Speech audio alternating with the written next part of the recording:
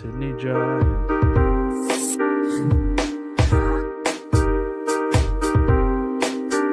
What are we doing? It's a Wednesday night. Long weekend's done. We're with SuperCoach Hub. I'm joined by the SuperCoach late mail Reese, as always. He's hanging on for dear life, my friend over there. Don't know how much more life he's got left in him, but we'll talk about his trade soon and see whether or not he's making a miraculous comeback. We know Jesus risen. Can SuperCoach late mail rise as well? We're joined by tonight the one and only SuperCoach Guns. Gunsy has many contributions to many different aspects of rugby league, especially his famous try map that we all love so much. Guns, how are we doing, mate? Oh, look, how do I describe it? I would say that my season's on actual life support.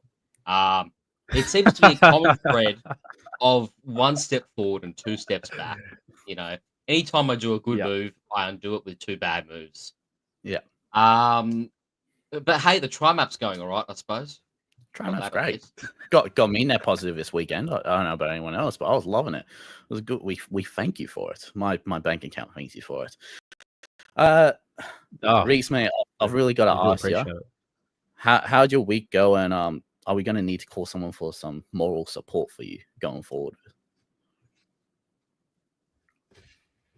Well, Gunsy's already mentioned, getting the defibrillator out for his season. As our viewers will know, I've gone from Mr. 32K to Mr. 38K to Mr. Signs of Life tonight because I did get the defibrillator out over the weekend. That was because, I had a near heart attack after consuming too many chocolate bunnies.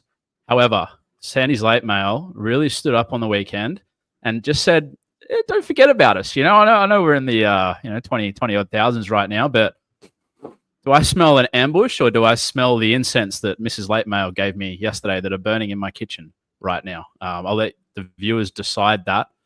But yeah, there's a little bit of optimism, Cheese. I'm not gonna lie, man. The spreadsheets, deleted the spreadsheets. I've created new ones. I've put passwords on the others. There's some things that we might get into a bit later tonight that might raise a few eyebrows. Sure, we're 1,000 points off first place, but it's only April, isn't it? Yeah, something like that. So long season ahead. How are you feeling, Cheese? You must have been up and about after Blake Brayley's exhibition on the weekend. Listen here and listen good, folks. Nothing got taken away. He kept both freaking try assists. I don't know how it happened. It was an Easter miracle. I don't know. He kept the first one. I thought he lost that, but yeah, fuck me. I couldn't give a shit if I lost 30,000 places. He kept his try assist for once. It was miraculous. Yeah. I mean, hey, and boys, I said it last week. I'll say it again this week, and I'll say it next week when we see the team list. You can't spell Hiroti without Iro. No longer baby Val.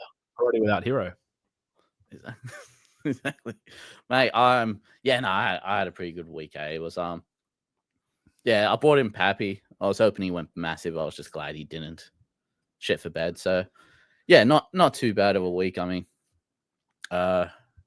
what am I sitting around 7,500 now? So yeah, big step backwards last week, decent step forward this week, and we'll see how it goes. I'm hoping a few of my players' hamstrings stay okay this week.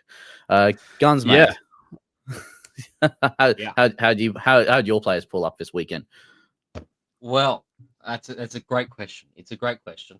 I made a couple of key mistakes. One of them was trading in Jordan Ricky for a 36 and a staph infection. That's a good way to start. That's a new one. Yep. Then there was trading in Adam Dewey, then hearing Latu Finu was going to be back soon. Then they recalled Galvin.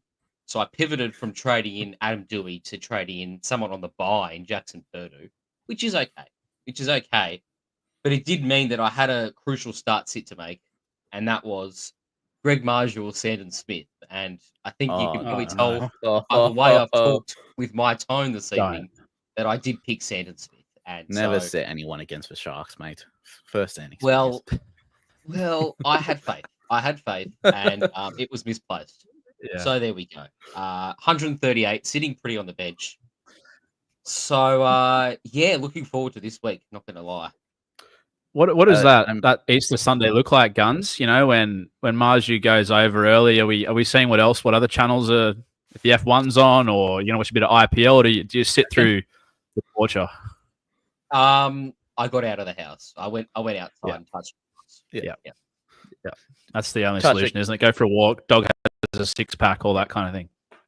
Yeah. Just remember that this isn't my whole life, even though it kind of is. Just try and convince myself that there's other things in this world. Anyway.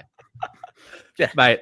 I always find it funny how much time we spend thinking about it or looking into it during the week, and then if a couple of things don't go your way in game, you're like, oh fuck this shit, and just not watch it, and then just come and check, how it goes, mate, the night off.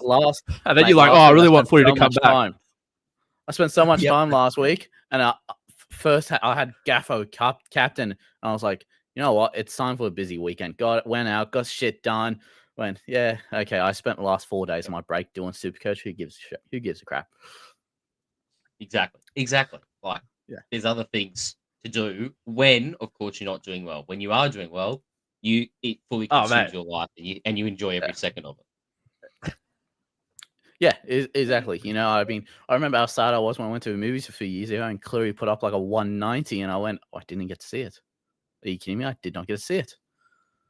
Didn't even care about the game. I just it'll happen again. Accumulate. No, it'll happen again, mate. It won't. But we've made our stances pretty clear on that. You know what won't happen again? Well, it might very well happen next week. Is Lockie Galvin getting dropped? Who knows what's going to happen with that? I mean, look, one man's misfortune is another man's blessing, and that man's blessing was Isaiah Iongi. Because man, did Moses strain that team up for him? I mean, we spoke about it. Moses' kicking game, that 15 to 20 meters, he turns teams around, and he's pinpoint with whatever he does. I sold Iongi because I needed to get Pappy in, even though I knew, Moses is a great addition for him. But, geez, you kind of go, he might be a hold for quite a few weeks with Moses in our team, because he looked like a veteran fullback with him in there. I mean, when Moses is making Kelma Talangi look good, Guns, he can make anyone look good. Oh, the inclusion of Moses just pushed Iongi out wider. It also encouraged Iongi to play both left and right side. Typically, Iongi's just a left-sided fullback with some scatterings of right-side plays, but he actually played 50-50 spread in the red zone.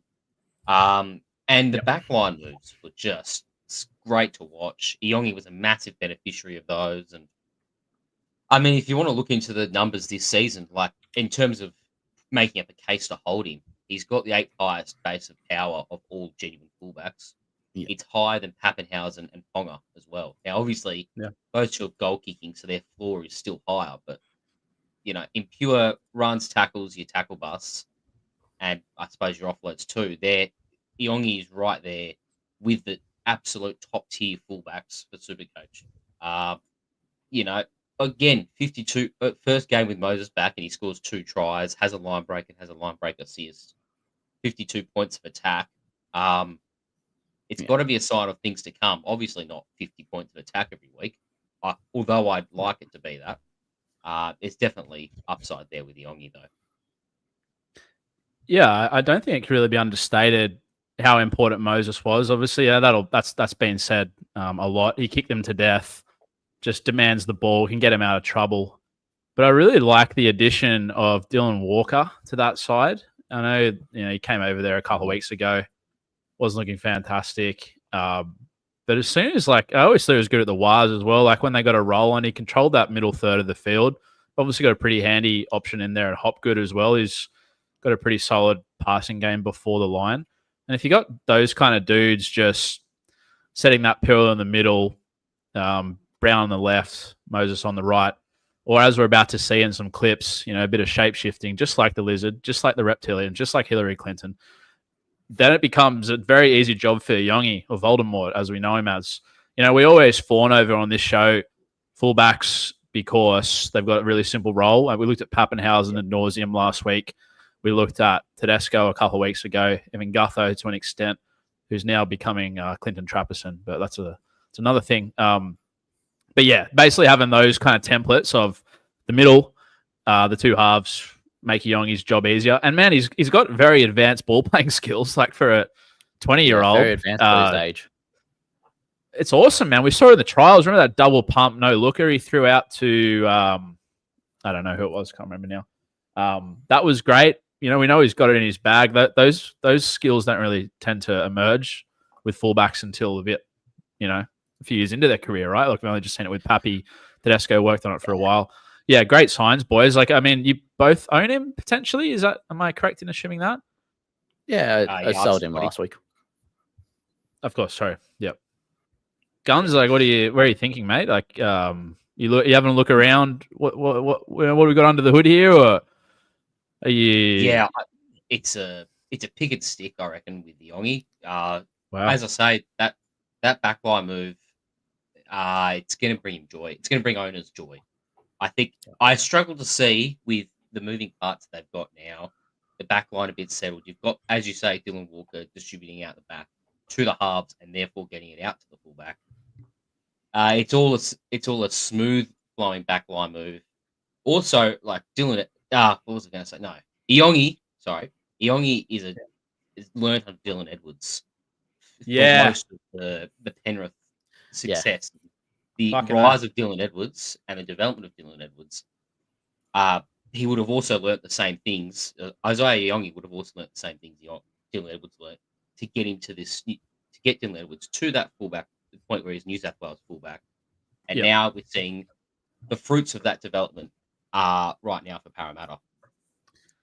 Mate, that development thing with Penrith, it's so true. I mean, we're already seeing it with Isaiah Katoa, the 10th Immortal, up in, Redcliffe. I mean, we could probably have another show dedicated to Isaiah Katoa on the weekend. That was some of the best halfback play I've ever seen. But he spent however many years under Cleary and Luai and Ivan out there, and just as Edwards, well, Iongi did with Edwards, Guns, you completely, and the work ethics there as well. Like he loves a carry, even when they were getting pumped. Like he was, you'd look at Iongi and be like, mate, he gave it a go today. Like he ripped in. He was their best player, and for a rookie to be doing that in number one, which is a tough position, you don't see it out of Jalen de Groot, do you? No. I mean, that's the thing. He's been there. My boss is a massive Eels fan and has some good ties there.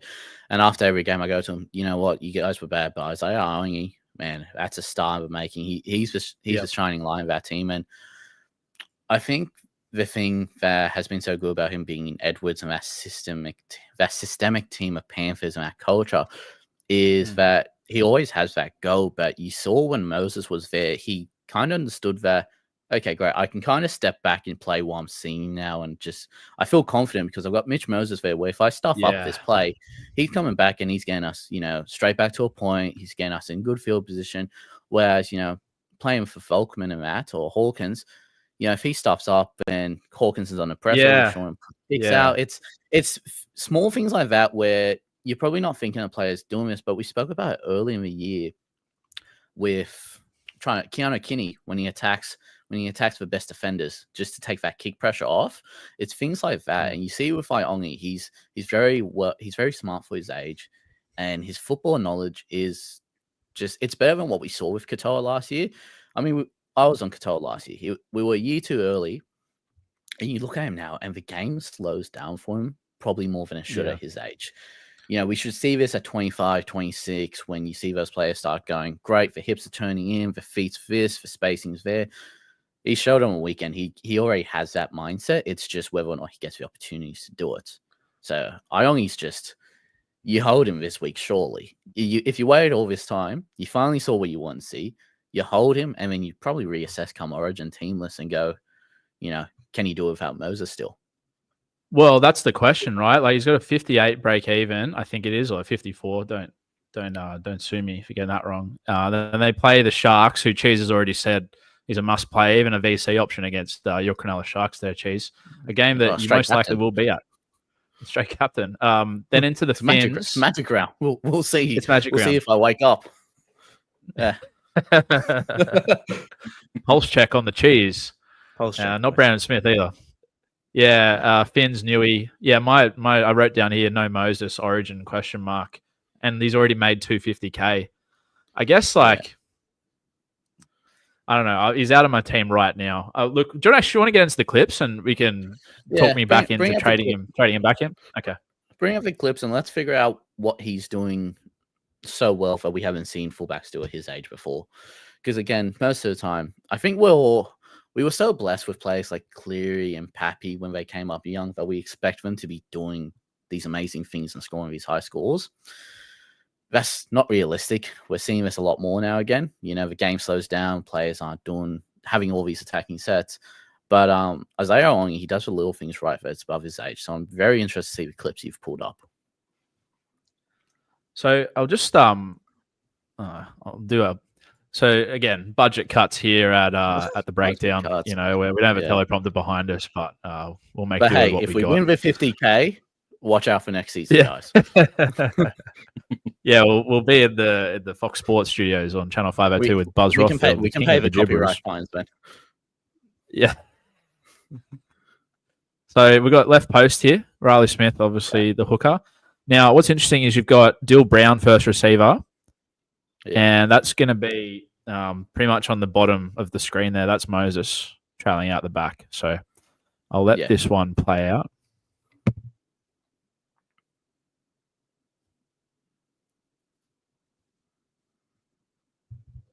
So we see a nice little well, Cheese, you want to talk us through? Look at the shape that Kelma runs there and the other centre. Oh, yeah, it's great by Kelma, but just open up the space. Iongi gasses a little early too, just to try and offset for Moses. Like, goes real early because he sees that there. Gets Naden intrigued probably more than he should. It's a bad call. But yeah, just look at that, just gasses it. It's a stock standard play, but the thing that makes it different is Iongi just sees that he needs to go earlier than he should. I mean, what do you mean by that, mate? Well, so in this situation, he's not looking to pass it. Yeah, he's always shown his hand. You look at this; he's never passing it. Gets it, goes. He puts it in two hands again at the end, and this is what causes him to almost drop it. But he just backs himself from the get-go. Sees when Aiden's two spaces in and one space up, and he just gasses it nice and early. Dude, look at that speed across the ground there. His feet are going like the Roadrunner. And Naden does make a poor decision. Like Luai had that inside man, but what about Moses' effect here? Well, the thing with Moses is, if I say to you, how does Miss Moses play? I guarantee you both would go straight and narrow right. And the thing with players who play like that is you don't expect them to occasionally go on that overs line here. But watch what he does when he targets Samuela here. Hits that outside shoulder with which I can't fucking speak today. My apologies, boys. But hits that outside shoulder, causes Luai to take a little bit of a back step there. He could hit short here either. I think that's Penasini running that line. If Penasini's smarter there, he's putting a right foot through the hole. So that's bonus points for Moses there anyway. But he's just got that wit about him where he looks and you go, great, I'm out the back instead. That's such cracking analysis there, Cheese. Like, you're right. Moses kind of delays his catch on the pass just to get on the outside of Fainu there on his right shoulder. And then by that point, Luai's panicking, retreating. Naden doesn't know what to do. And I think it speaks more to the Tigers defense here because this here is just man up D. There's never an overlap here at all. It's just... There's no numbers, right? Naden, for whatever reason, just shoots real early. Like, look at where he's at before Iongi catches that ball. Guns, try map alert. Who's Naden defending this week, baby? They're going over. I'll you keep talking. I'll get some numbers. Because he hasn't been playing much this year, Naden, right? Was that his first game? No, he hasn't. Yeah, but I mean, I'd imagine he'd be playing Cup, right? Well, yeah. So Naden's on the wing this week. Naden's on the wing this week. They moved Dewey to centre. Oh boy. But Stone Street, so that's Sam Stone Street. Yeah, it's Stone Street and Ramian. So boys.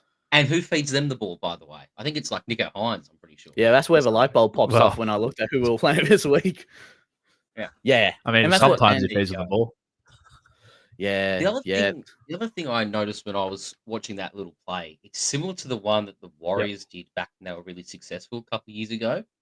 where they'd have their second row and their centre running very direct lines, but then have the fullback and that winger both go on a sweep play, and then they've got the halfback's got the choice of 4 options. I can go short to the second row, I can go short to the centre, or I can just put it out the back and let the fullback ice this thing off. And it was a very effective play. It's Chance to Cook-Star and Dallin both averaged in the early to mid 70s that season. Yeah, and they were very true. bucket loads of tries. Yeah. So with what Guns just said there, Cheese, like, it's almost like Moses's presence had the other boys running, right? Like, it was it is. There was Kelmar was there, there was Penasini there. Why does that not happen with like Hawkins there? Because with Hawkins, he's so fresh and green, you don't know how the bloke's going to play. Like, they train with him, but 80-minute games are different. Situations are different. The reason that combos are so important, and we see this with Hughes, Katoa, and Pappenhausen specifically, go up to Ryan Pappenhausen, I'll figure it out anyway. I guarantee you he will tell you 10 out of 10 times if you showed him a clip of Katoa and an offload, which hand he'll offload in. Because they study that. Yeah. You study your teammates just as much as you study your opponents. I knew it through reps. That's what got drilled into us. Hey, what are you doing before training? No. Don't worry about that. Go speak to your second rower. How does he like offloading the ball? Where does he like getting that ball? Things like that. So point when it comes to Mitch Moses, you're not going, all right, great, Mitch is going to take a run here. Like, he'll take a run if he needs to. That's not Mitch Moses. He's going, I need you on this line. I need him there. So our way we get, Sam Rainey or Adokar, whoever that ringer is, open. We get them that spacing. What Guns pointed out to was absolutely fucking brilliant with that underslide going into an overs shape. Because the reason it's so beneficial to Iongi is you don't give Iongi a chance at passing that ball. If you're running overs in that 5-meter corridor, you're not getting a pass away. It's not worth the risk. You find your grass if you can't score a try. But that's basically a play there, and that shape is to go, we're going to give you a crack, back yourself here. And we saw it there. Absolutely. Really well said, boys. Want to look at another clip here? Don't mind, you're making me sad, but go ahead. Our, this should just be called, the variant show, because we love variants on this pod. Yeah. Especially when they're in the same spot on the field. This is now left tram line. But we're going back to the right, boys. Now we've got Dylan Walker at first receiver here. I just want you to watch how well he does here, just to kind of, he seems he gets about 4 or 5 defenders interested. This is the start of the second half as well, so they shouldn't be too tired. But we're going to see Moses hit Kelma this time. Now, Kelma goes on to score, but look who's next to him when he goes through with an unclear mark. With a clear line to the try line. Sorry, I didn't say that very well. I've got the stumbles. All right. Walker, show and go. Moses gets Kelma 1-on-1 with Luai. Now, he doesn't pass it to Voldemort there, but that's a very similar play to what we looked at last week with Bloor and Pappenhausen. Cheese, if you remember, where they get Bloor 1-on-1 with the half and then throws that kind of tunnel ball offload. Look, second rows these days, and we spoke about early in the season with Kikau, Olaquatu, and even Haas too. We're seeing a lot more now. Teams are aiming to get them straight onto our halfback and just target them immediately. The thing here that offsets this whole attack, and which makes it just pretty much one-on-one man up to begin with, is when you look at Samuela in defense, he's lacking from the get-go. He has to come up early, find 2 steps extra, and then he's trying to essentially make up extra ground for that. Like, look here, he has to sprint after Moses. Luai, he doesn't know he's there. He doesn't know if he can trust him on that tackle now. And Luai's backtracking to try and essentially hedge Moses off. What do you mean by lacking? Sorry, mate. So look at Samuela here. So he's 2 steps behind May. Has to catch up. And now he's going, shit, am I 2 step back still? So watch him shoot up early. Now what you see is, because Luai can't see him in his peripheral, he's got eyes on the ball. What you want to know is you want to have your inside man pretty much shoulder width with you, so you see him there. You can kind of tell then what's happening on your inside. Luai can't see him. So what he's doing is he's slowly backtracking here, and he's hedging Moses to close that gap, which then means Kelman gets that 1-on-1, doesn't have to worry about center, and just essentially has to go over the top. What about Naden here? Because obviously we had a look at him in the last clip. Is there anything differently he could have done? Nah, what Naden's doing here is he's essentially seeing the defense is gone. If he doesn't shoot up, then Iongi gets there, and I think it's Panasini and Denver winger, if I'm correct. Yeah. Simmons. Simonson. Yeah. So basically, they've got the overlap here. Naden's going, all right, cool. We'll try and shut down on Iongi. Again, with hindsight, we're always looking at clips with hindsight. You'd probably go, we'll jam to force the pass. But what he's done is, Luai's just been left in no man's land here. There's nothing he could really do. Moses just rifles that, doesn't he? Like nice flat ball across the face. Exactly. Gets the way. Gets he's so smart. And shoulder. When you look at it too, he waits till Naden gets up to shoulder with Talangi, with Kelma. He doesn't just give it early so Naden's got that extra 2 steps to get in and jam. He doesn't give it late where Luai can essentially just get more of a better contact shot and Kelma has to worry about grabbing that ball first. He just goes ahead, gives it straight to him as soon as Naden's pass. And to get back to the overarching point here is Iongi, again, not involved in that play, but two, SuperCoach scoring positions. Either he receives that little offload from Kelma, line break try, thanks for coming, or there's a 3-on-2 mismatch out the back created by, Walker to start off with, and then Moses pass selection, which is then a line break try assist for Iongi. So, nothing in that play, but thought it was pretty interesting. It's good signs. It's what you want. It's what you want to see. It's the same thing as we say, everyone's happy with Paps and happy how he scores points and stuff, but that's what we see from Melbourne. We see Katoa one-on-one and Pappy backing up. It's, if Iongi gets that ball instead, then we're looking at a century score from him. So, it's what you want. It's what you want to see. You can't always take it face value. If Iongi came out next week and scored a 50, but he had 4 opportunities to score a try, he just unfortunately didn't get the ball for whatever reason. You don't go away with that sad. You go, could have been 100, but he gets that ball. That's going to be 100 next time. We want to see these opportunities for these players. Wow, that's such a really bigger picture point, isn't it? I remember hearing Sam Thaiday a few years ago. Sorry, we're getting off topic here, but he was playing for the Broncos and they lost. And then in an interview after the game, he was asked whatever, and he goes, "Oh, look, we don't really mind that we lost. We were doing all the right things though." And there was massive uproar about it.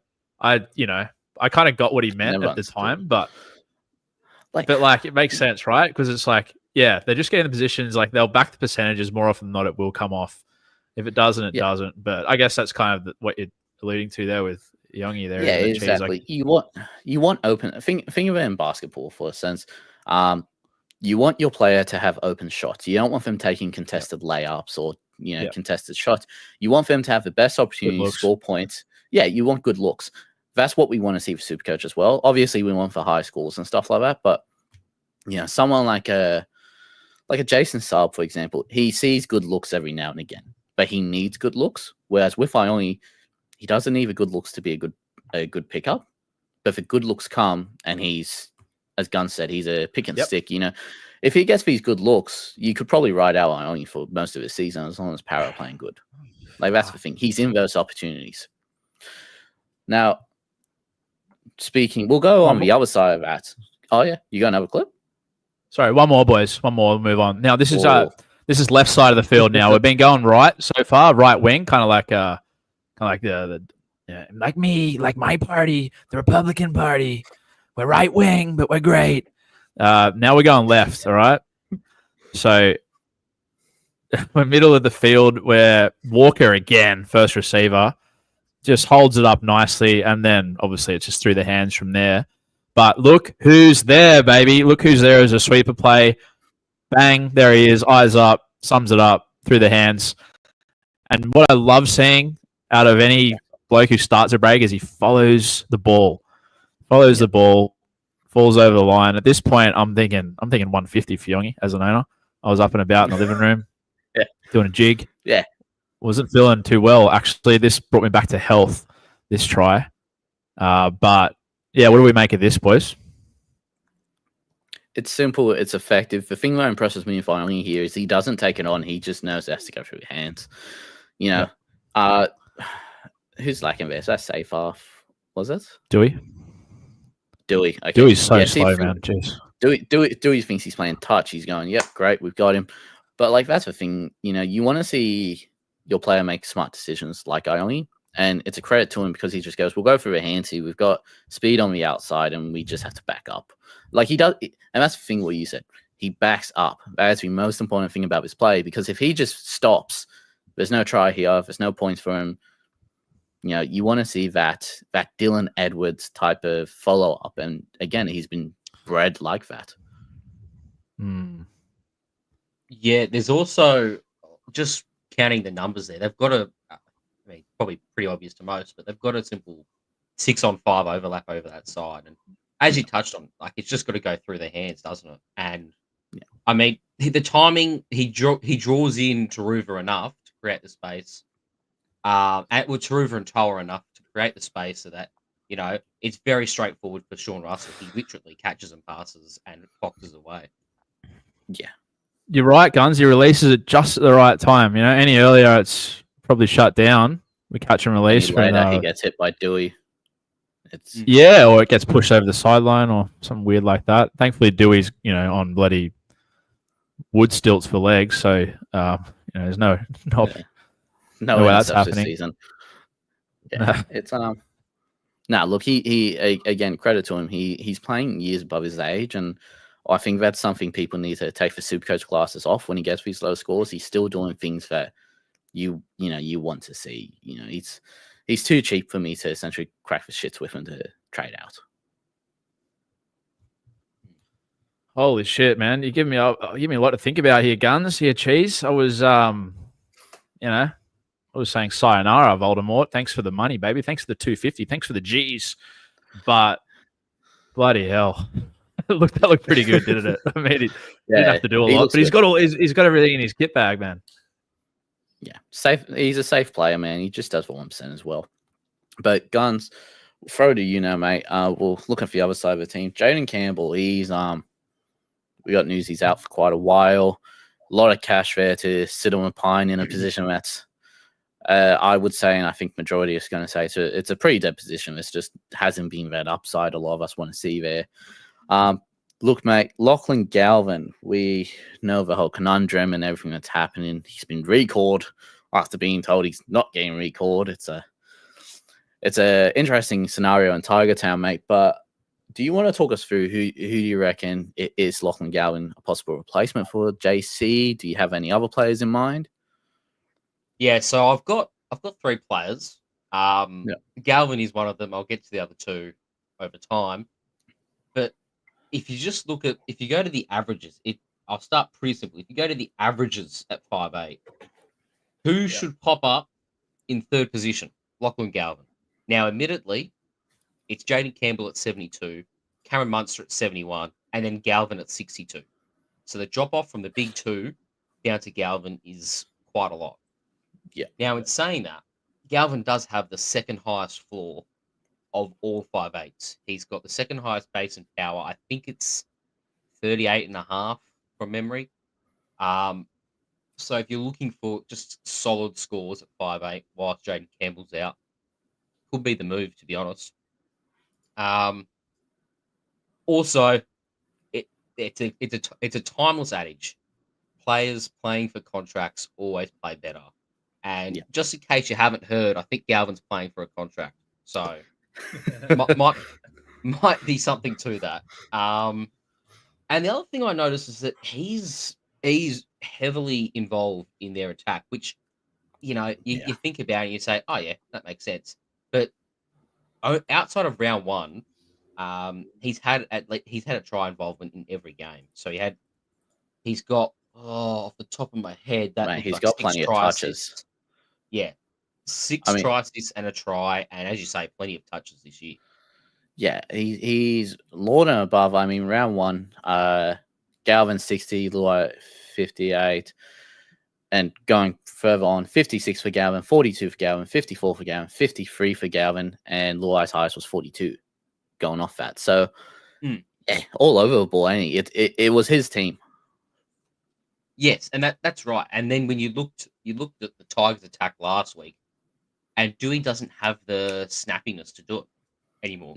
He did before he kept tearing his knee to shreds, but nowadays he hasn't got it. He hasn't got it at 5'8" anymore. So going with Galvin is the way to go for the Tigers until Latu's back or whatever. Yeah, just try and win now because they've got quite a good squad, and they don't want this one little this contract saga to mess up the whole season when they were starting to build something good. Play your best team. Well, maybe Suki Shane Richardson shouldn't have gone to the media and cried about it. You know, maybe they should have just kept it in house and got on with the job. You know, maybe that's a thought, isn't it, Wes? But you wouldn't see that happen at Melbourne.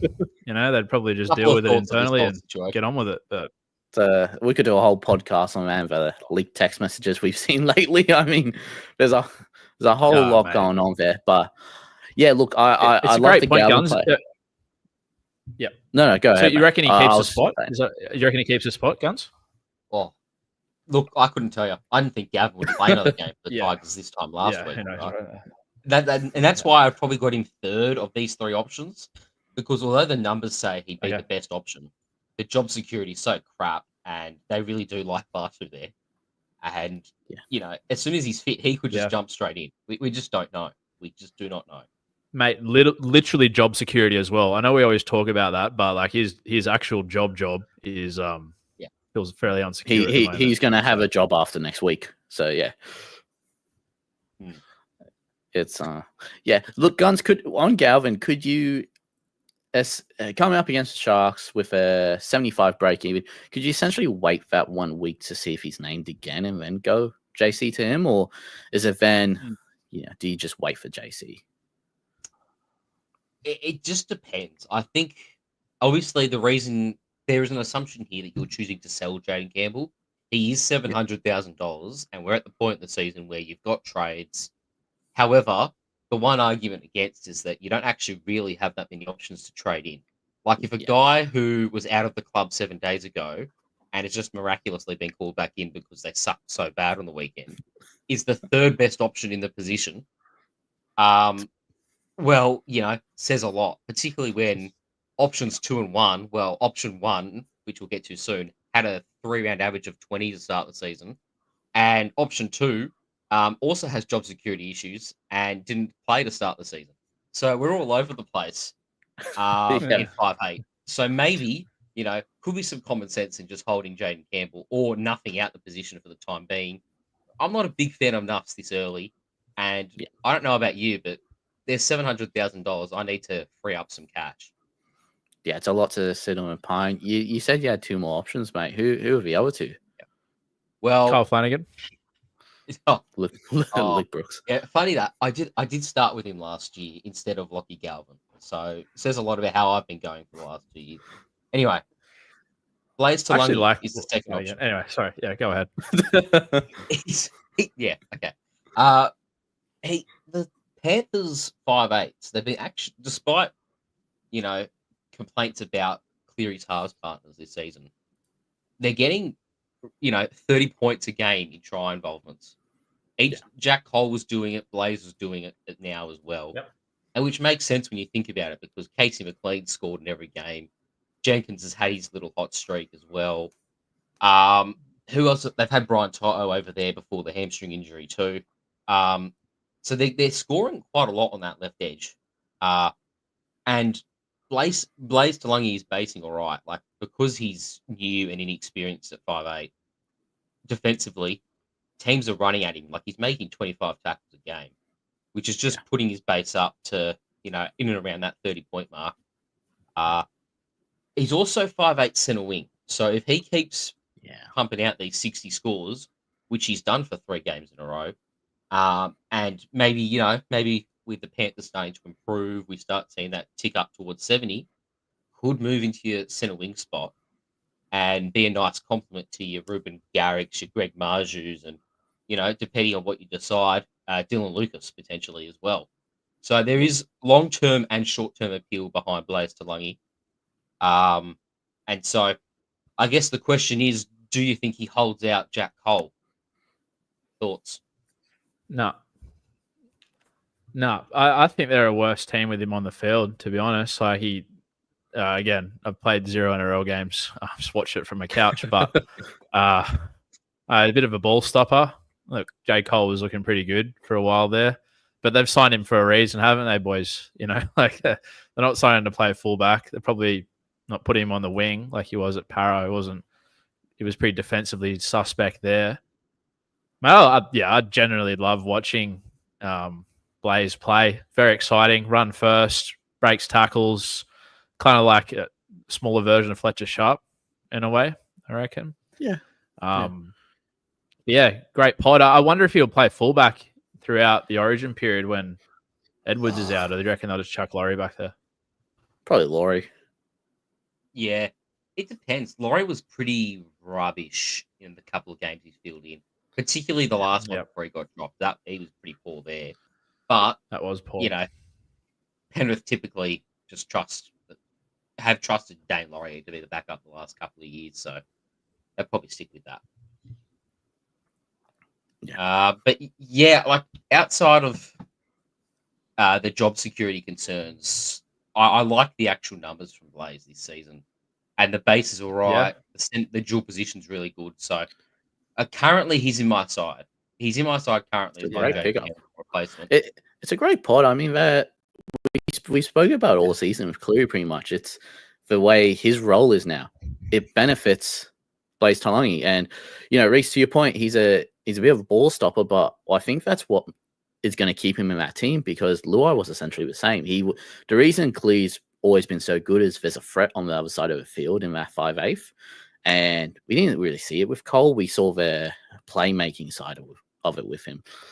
Taulagi, you've got to watch him. You got to stay a step ahead of him, and you don't want him asking you questions. You've got to force a question on him. So I don't think they changed that halves combination. I think it's in 5 years' time. I wouldn't be surprised if we're going, oh, you know what? They never really lost Luai because they just gained another ball runner, just someone who runs a little more straighter. Because at the end of the day, that's when we've seen Cleary at his best, and the Panthers roll on so good is Cleary's not worrying about what's going on the other side of the field. Taulagi, he's going to make mistakes, but I feel like Ivan just wants to breed him in now and really have him, learn the ropes and get that combination going. So what do we reckon? All very valid, by the way. Everything you boys just said. Like, realistically, like, is he going to be a 65 average guy? He's not going to be a 70 average guy, and at number 6, I don't think. Like, is that worth a trade? Is it worth trading a 70 guy to a 60 guy? Well, so it is, because you release 150,000 from doing it. Like, if you're going to follow your traditional dollars per point stuff, it's roughly $10,000 to 10 points sort of stuff. So, no, $10,000 to a point is what I meant to say. Sorry. So if you're going to, yeah, you go. Yep. No, sorry. Go ahead, Guns. No, please continue. So if you're going to get rid of from a 70 average to a 60 average, you're going to want to have to release more than 100,000 from it.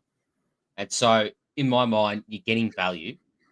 Not to mention, as I say, if he does push up to a 65 average, particularly with Penrith starting to find their rhythm a bit, who knows? Maybe he's not actually a Jaden Campbell replacement, and maybe he's a centre wing can be upgraded to Jaden Campbell in the long run.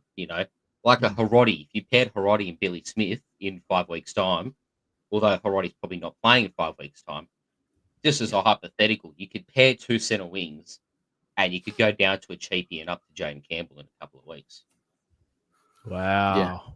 Yeah. Now, I love these. I love when people think ahead. That just sends me into an autistic frenzy. You're like, hey, in 8 rounds, when this guy is 150K more than what he is today, via this duel and that duel, I'll be able to get this. Yeah. It's beautiful. It's art. It's like it's a lovely, symphony. Isn't it? No, but Guns, on your point of that, like when we that cash, we're making what, 130, 140K Campbell to Taulagi, right? And say Taulagi, best case scenario, he keeps that spot, and again, that shape, it's tailored to getting your 5/8 and your fullback with Cleary essentially all the focus on Cleary and have Ben be the beneficiary. So let's say Talangi keeps a try assist or a try a game. I don't think that's crazy to say he picks up one attacking stat a game in that team. Not at all. So we've got 130k there for a guy who's going to average about 60 that we've gone down to, right? Ruben Garrick is about to lose from his highest point about 150, 160k. Imagine going up from a Tamale back to a Garrick if you sold him.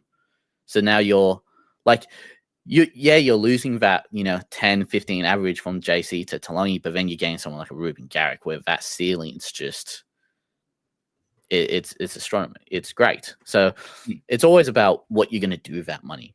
We always say, don't plan your trades in advance, but this is when it comes in really handy too, because then you go, shit, if I do this trade now, I get a Lucas and a Garrick.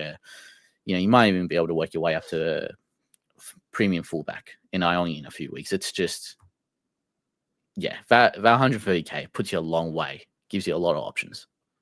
Yeah. And I'll spin my final one, which I believe is a neat little segue into some footage. So how do we want to do this? Should I do the player or should we do the footage first? Let's do the player because I think the footage is Set the about table. that player's team, unfortunately. Set the table, baby. Set the table. All right. Tom Dearden. There you go. The Whisperer spoke about it during the week, and it did prick the old ears, and I thought, there's probably a fair point to this actually. And so then I went and looked, and Tom Dearden had a shocking start to the season, which really reflected the shocking start the Cowboys had to the season by the fact that Tom Dearden averaged 22.3 after 3 games, right?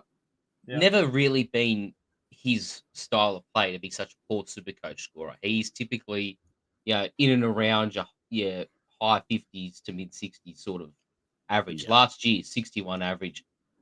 Year before, 58. Like that's the proof. He's a lot better of a player than what his season stats have reflected.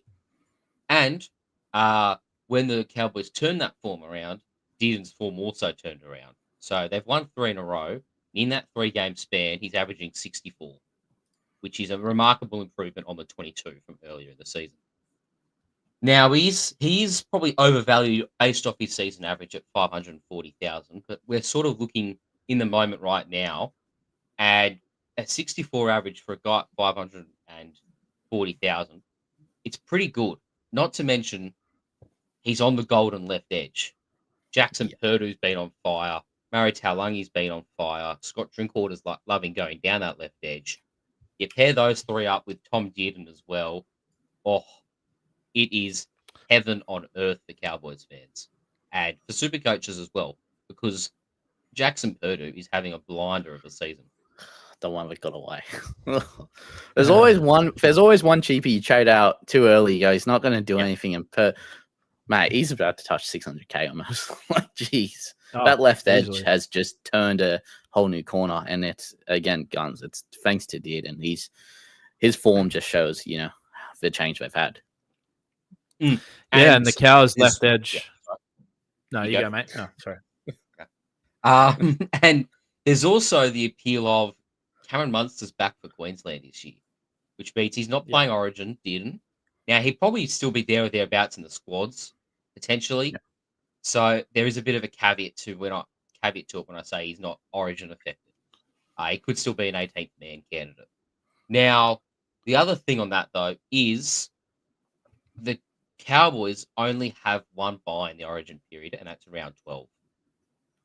After round 12, they play right through to the end of the Origin bye period. So if we can just pass the hurdle of 18th man for Queensland, Tom Dearden is going to be available for a lot of this bye schedule. Yeah.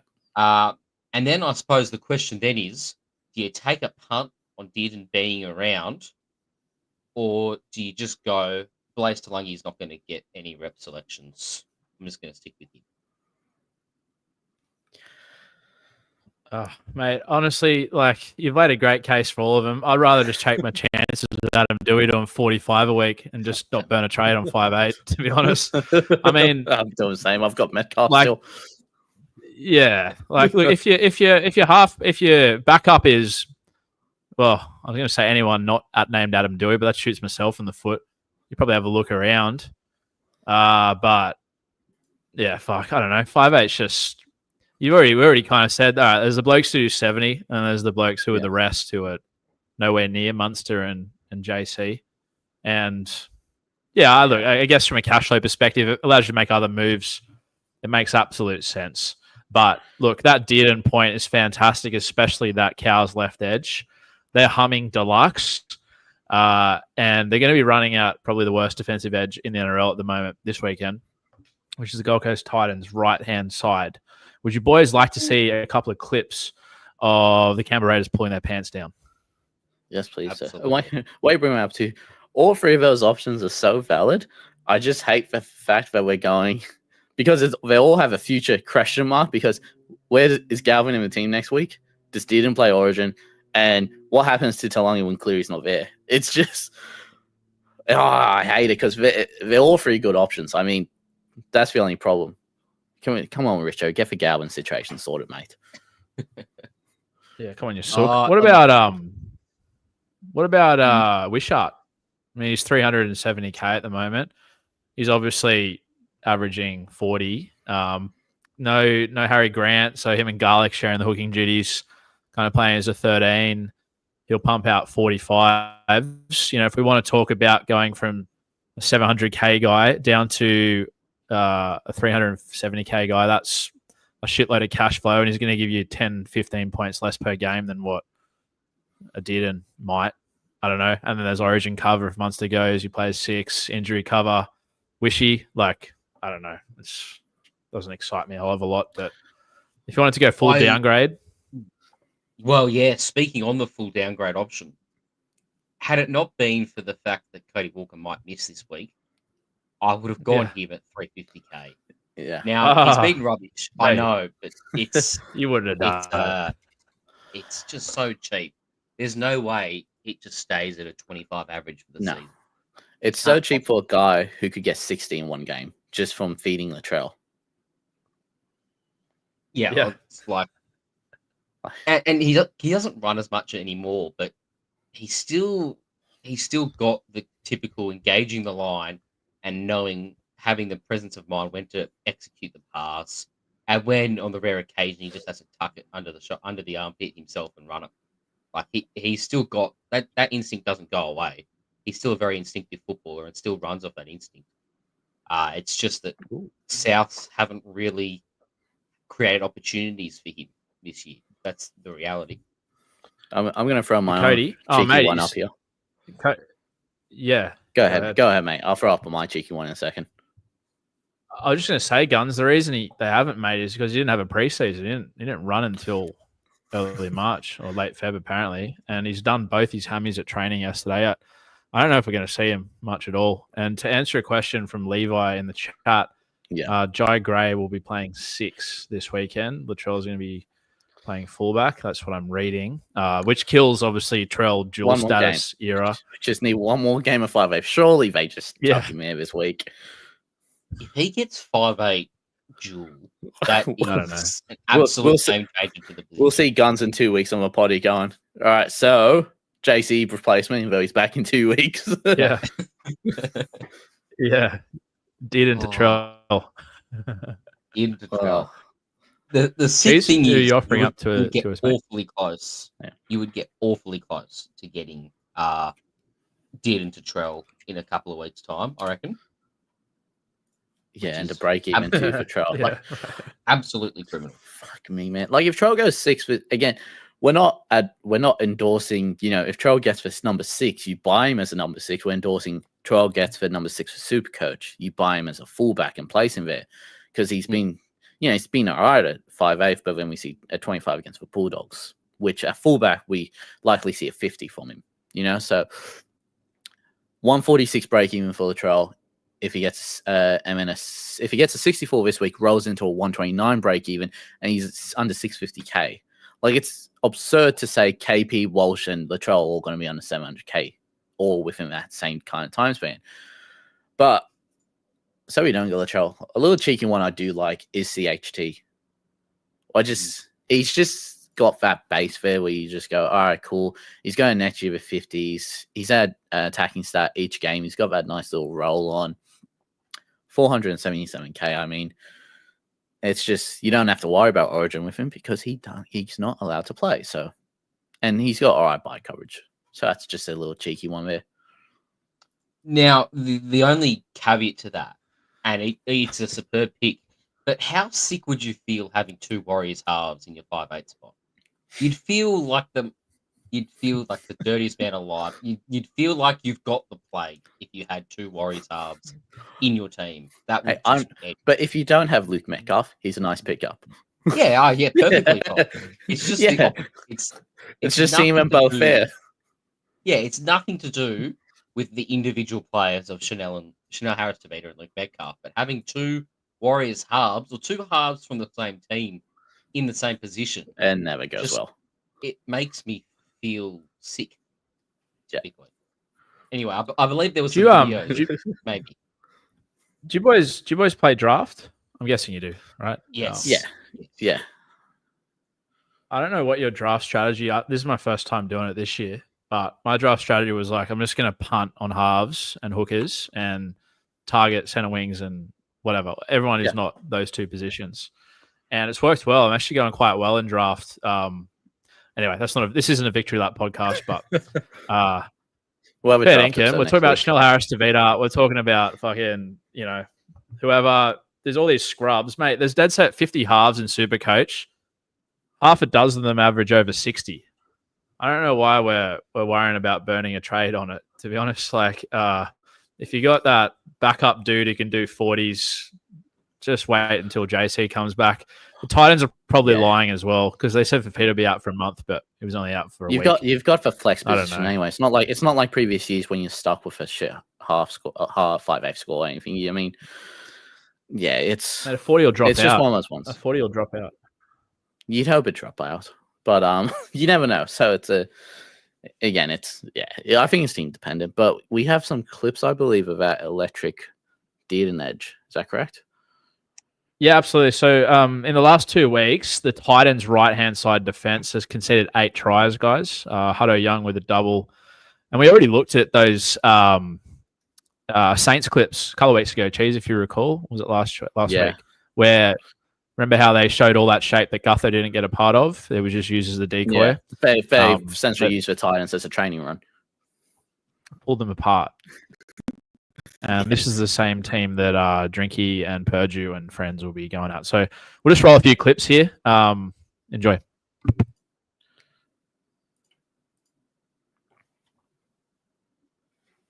Oops, sorry.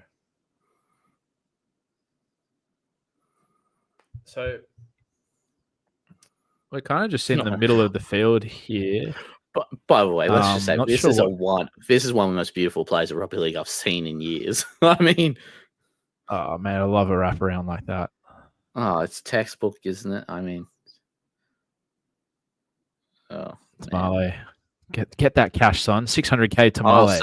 I was so happy I played him, mate. I was just like, I looked at the try map. I'm like, yeah, he's got to be do a decent one, eh?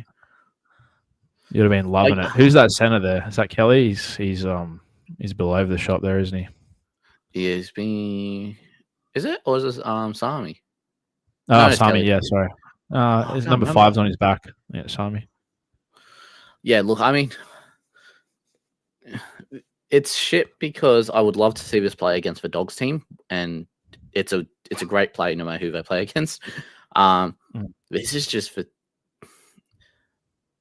Lovely run decoy by Hutto there, isn't it? Hudson Young gets them so interested, coming through like an absolute bat out of hell. It's just, let's look at this turn and pass here. It's one of those textbook ones where you learn to do it when you're young. I have no idea how the Titans have 3 players who got drawn into that there. Yeah, you're right. No idea how that happens at all. Weaver being one of them, I think. Yeah, it's just... no communication. Like, the line's not bad at all. This is a fairly solid line. It's just there's no communication. The winger doesn't know what he's doing. He doesn't jam in. And again, we spoke about weeks before. This is what made the Bulldogs, Panthers, and Storm's so good is that when the wingers jam in, you get 5'8" for half, whoever it is, second row, they go out for back. There's just no urgency here in this defensive team at all. It's not great, is it? And we saw again, it was exactly the same thing we saw against the Saints last week. Now, we're going left again. This time, it's just Hutto Young straight through the guts. Short ball, Weaver, once again, kind of just in two minds there. Does he go back? Does he go forward? We've seen this with CY1 a couple of times this year as well. Again, just no urgency, weak, not getting your body in front, not closing a hole. It's just, I think the best way to sum up the Titans defense is if anyone on the opposition team is not running at Tino, they're a chance to score because contact here as well. This should just never happen. Granted, this does happen. We see it happen every now and again with teams, but isn't this the first half? Like, we're not in the late stages of a game, and you're not getting thrashed. You're 2 tries down. You've got they're fucking up. What the fuck happened? God, I hope they got freaking cursed out for this because this is terrible, man. Like, very soft. There isn't a threat either, and like teams would be watching Kyle Weeks. They've been watching him for weeks, no pun intended. And you know that he's not a fullback who gets into good attacking opportunities. He's often caught on the other side, right? And when he is in good opportunities, he just usually doesn't make the most of it. I have no idea why they are so... I don't know, man. This Titans team. That right is in shambles. One more for you, boys. Starling, Hooker. Again, that kind of wraparound play. But then Strange coming back on the inside line. Beats 3 defenders. Again, just poor contact near the line here. Many yards. Again, lovely. There's a lot of options there for, I think it's Fogarty. Yeah. Young is going to be a factor always. He just scored a try. It's a lot of poor contact, isn't it? Because that's lazy. Actually, lazy there. Who was that? I mean, I think it's Randall. Yeah. Yeah. He's not an edge forward at all, is he? No, but that's the thing, though. His role there is not an edge forward. Your roles there just support your outside man. It's what we spoke about earlier tonight with Samuela. He was lazy, so he had to make up ground for it. And you watch Randall here. Oh, okay, it's going past me. Jog. Shit, I got to sprint. And that's what happens is he gets cut in half. So I guess what we're looking here is like they play the Cows this week. That Cows left edge, just already kind of mentioned. Where do we see the points coming from? All of them? What's interesting is they've convened the Cowboys, which is definitely no correlation to what we just saw, have decided to start Jeremiah Nanai in this game, one of the better line runners. So that's very interesting. No coincidence at all with this. It's just no coincidence. So I imagine Tom Dearden. How much is he paying? Field day. Mate. Actually, that's an excellent question. I reckon he'd still be high 4s, maybe. We should all get on him right now, I reckon. We better shut up about this shape and defense then, because that's. Oh no, he's 275. 275. No, running a hard line, mate. Look, it's poor contact. It's poor contact and not being dedicated to being there for your man. That's probably the best case of just not showing up for each other. And I think it's what makes Tino stand out so much in his team is he makes 4 tackles a set, and he may miss 2, but he's there getting first contact, and other people are picking up for scraps. You don't see this with any of those other players currently. It's just who's going to make that first contact. Oh shit, you didn't. I'll try now. It's for me. Someone who owns Drinkwater in a captain draft, he's got the C for me this week quite easily because mate, they looked this bad in their middle third and their edge defense against a fullback who hasn't been dangerous this season at all. And that's no disrespect to Weeks. He's not a ball-playing fullback in that sense. We've got Scott Drinkwater, who was massive in the Cowboys attack last year, was all over the ball. He's all over again this year. You have to prepare for him. It's going to be an absolute feast because then you've got Dearden who can just sneakily just do whatever he wants this game. Didn't show and go. Drinkwater back on the inside. Nanai crash ball. Purdue at the back. There's so many options. It's just so many options. If we talk about you want to ask the defense questions, I don't think the Titans have a book big enough to fill out any answers because there's so many questions for this team this week. Yeah, and the one clip we didn't play there is that soft as butter try that Hudson Young scored in the second half. You remember where he it was kind of just a middling play. He just got it from 15 meters out and just went straight down that same channel we just looked at. I wonder, is Fafita back? Well, he's on the bench. Does he change much on that right side? Or he's playing left now, isn't he? Wait, no, Fermor's on the left.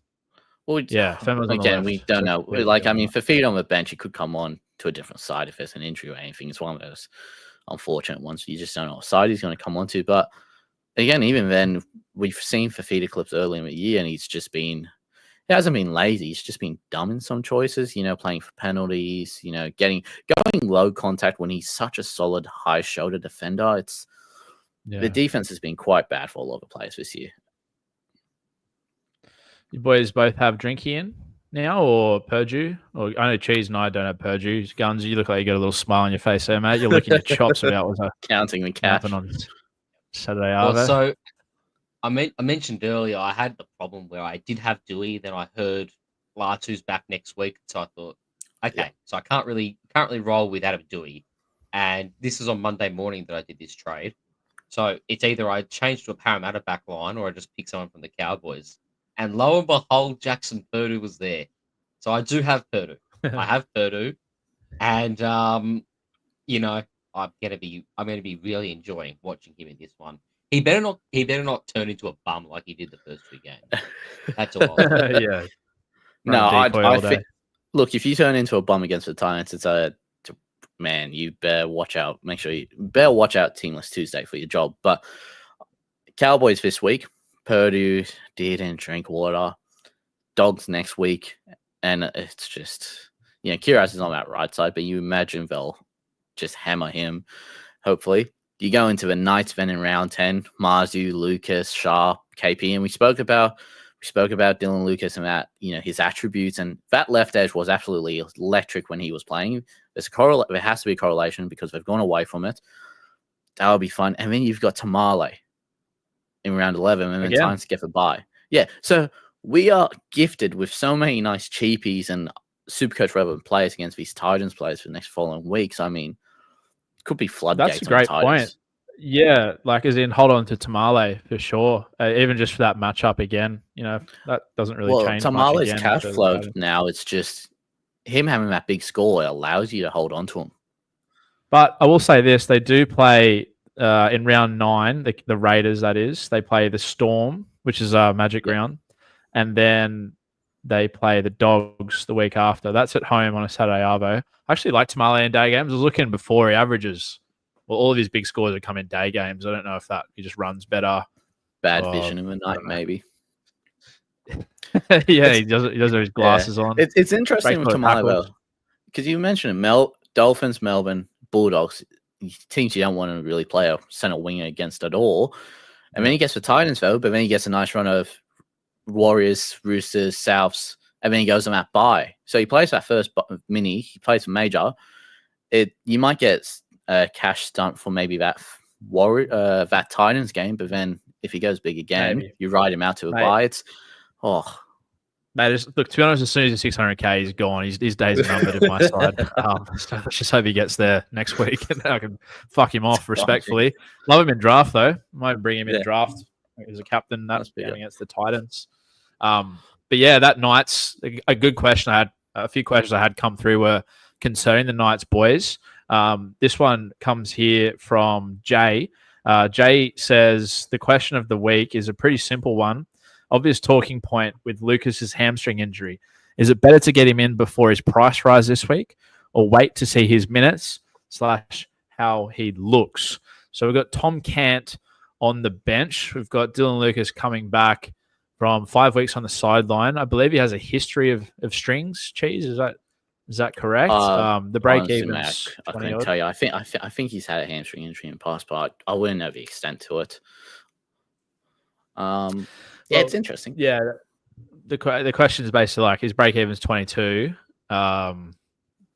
Is it worth waiting a week because he's probably going to go over that. Probably got 30k, 40k, you'd imagine. They are playing New Zealand, which has been a bit of a graveyard for SuperCoach opposition sides so far this year. There's only been 2 scores over 80 out of 4 games. What do we reckon? Look, for me, I'm not turned off by the hamstring because, one, you don't fly a player out with an injury if they're 50-50, especially when it's a tissue injury. You just don't do that. And I think the Knights, I may be incorrect, but I'm pretty sure they're flying from NZ straight up to Brisbane. So they're not coming back to Newcastle. So it's not like, Lucas is just, going to sit at home, rest for hammy, and then pop up to Suncorp himself. He's flying to NZ, and then they're putting him on a plane to fly straight back up to Brisbane. So, yeah, look, I don't think they'd be putting him in the team or even flying him if they were still hesitant about his hamstring. I imagine he'd be back running for the last couple of weeks, and they took it easy with him. Yep. So, he's in for me. Yeah, I completely agree. The base of Lucas, even when he was starting last year and when he's starting this year, it's unbelievable.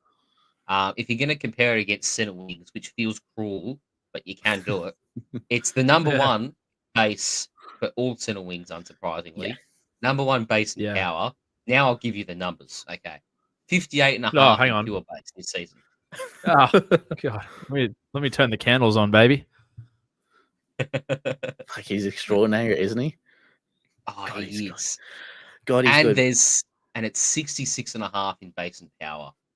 Right? If that has a 10% drop off, if that's a 10% drop off because he's returning back from the hamstring, I'm okay with a 50. I'm still okay with a 53 base and a 60 in base and power.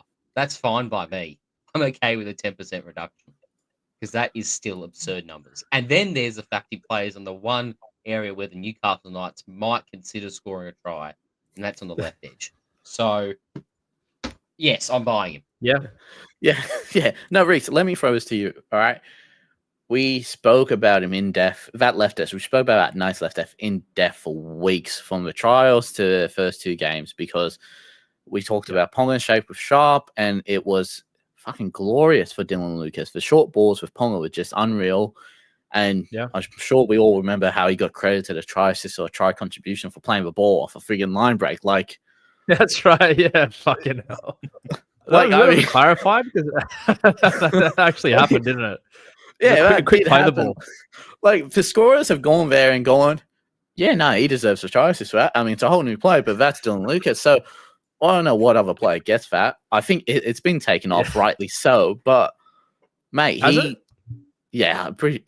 was round 2. I'm pretty sure, was it not? Oh, it was round 1. I think you're wrong, Cheese. I think he's still got it. Oh, is it a TC for 4? Yep. Okay, so yeah, he's kept the TC for freaking play the ball. Unheard of scenes, but mate, you talk about unicorn points. Dylan Lucas doesn't have unicorn points. He's in it and going, no, you're giving me that. You're giving me those points because I deserve them. And look, the correlation between that left edge going shit and Dylan Lucas getting injured and not playing, it's kind of ironic, isn't it? I mean, they look terrible on that left edge. Yeah, exactly. It's weird when you say a player adds so much value, but he's such a threat for opposing teams that I don't think many people understand. He's probably one of the best line. He's a Nikora. He's a very underrated Nikora. Just better base power, way better base power. Well, I can put it fairly. Yeah, I mean, again, they were 2. For opposition defenses, it's like having 2 grab and bests running at you on the same edge, because they just have a very similar play style. They also look alike, and that's really where that's the miscommunication. I've got best. Oh shit, that was Lucas. Oh, it's Lucas. Never mind. Yeah, exactly. Yeah. But you put those 2 on the same edge. You've got big thighs, Marju. Big thighs save lives. And then you've also got Sharp and Ponga on that edge as well. Oh, it is pandemonium. How could he not score well? Yeah, I mean, that's we were talking before. No, go ahead, mate. Go ahead. Sorry, I was going to say we were talking before about, Cheese was saying like how Pappy would study what hand Eli Katoa gets the ball in, or what shoulder Hughes is running out. Same thing with Lucas. I'm sure in the preseason when they haven't as much time together, given he played on the right last year with on the right and KPP on the left. But yeah, they would have trained all off season, that left side shape, Ponga to Sharp, Lucas going back inside, all these guys running off each other. The gang is back, baby. The gang is back. Again, I don't know how much attacking upside there's going to be in New Zealand, just because, again, it's been a bit of a dead zone for SuperCoach scoring this year, especially in those weird, greasy conditions over there. They've got so much footwork. It's kind of just all up the guts, like real tough kind of conditions. But yeah, Lucas, mate, I'll die on the hill that he would have been selected in Origin if he didn't get injured. Like he's that good. Yeah, that's the thing, eh? Like, I mean, I was getting him in round 3 no matter what happened. I'm getting him in now bottom dollar because he's just that good of a player where I don't want to pay. I'll pay $750 for Lucas, but I don't have to right now. No one has to pay $750 for him. You game a 6-16. And look, boys, I think we can all agree, even the games Lucas played in, that nice team was absolutely garbage in both games. They didn't look good at all. They had moments, but they didn't look good. But for some reason, that left edge looked one of the best in the comp. So he adds value to it. It's just, that Warriors game, it's a bit of a tough one, but the base power game over the line for, I think, most of the uptick in buys. Yeah. And we've already seen the upside there, running off Fletcher Sharp.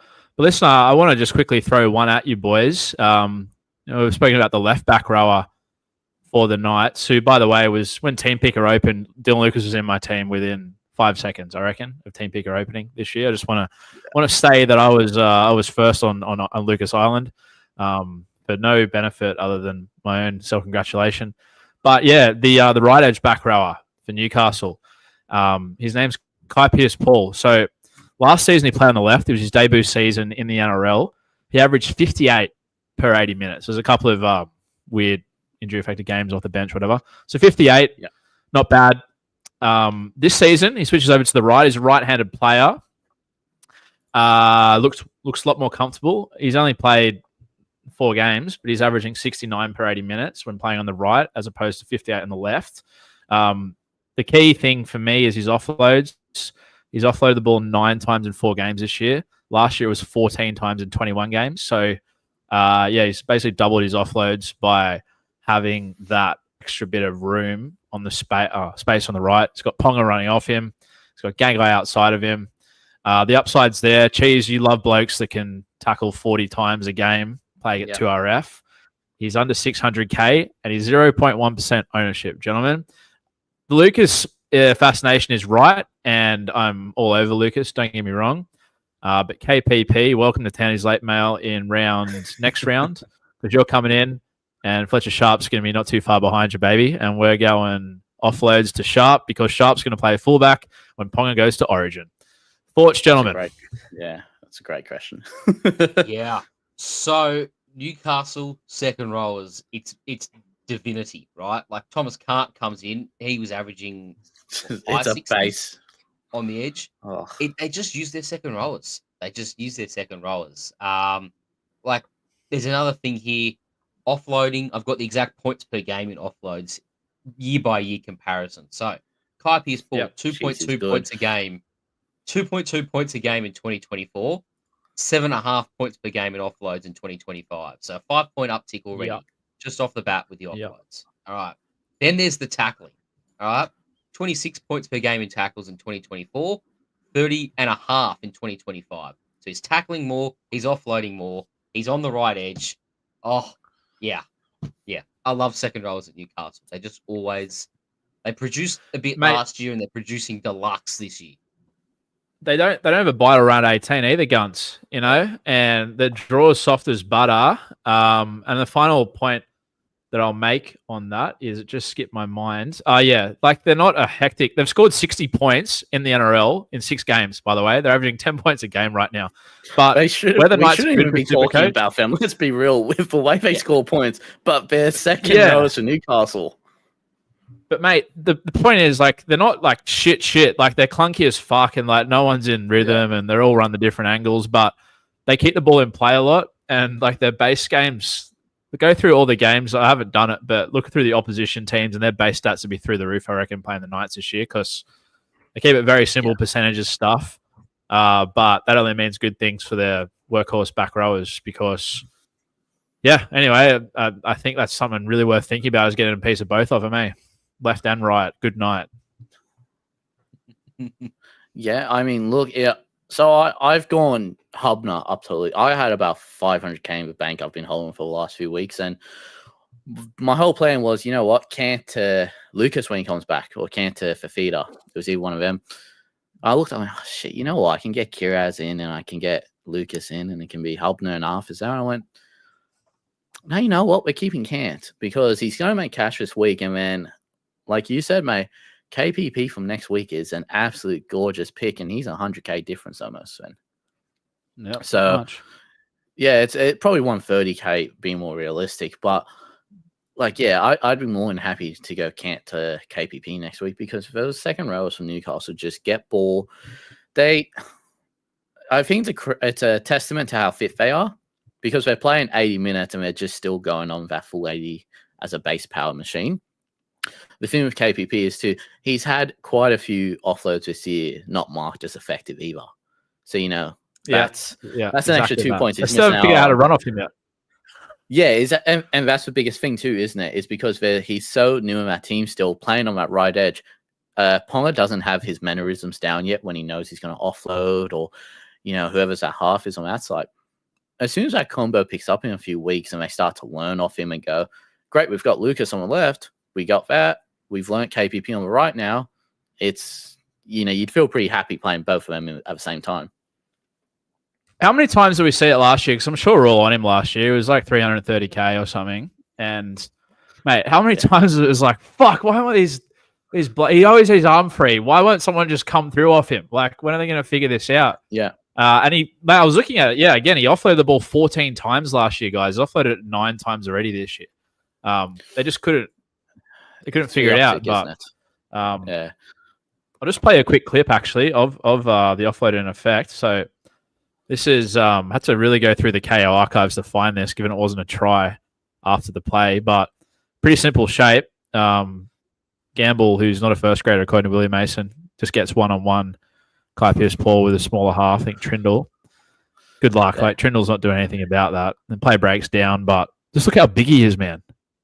You know what's great about that, though, is he's looking for the offload as soon as he gets an arm out of contact there.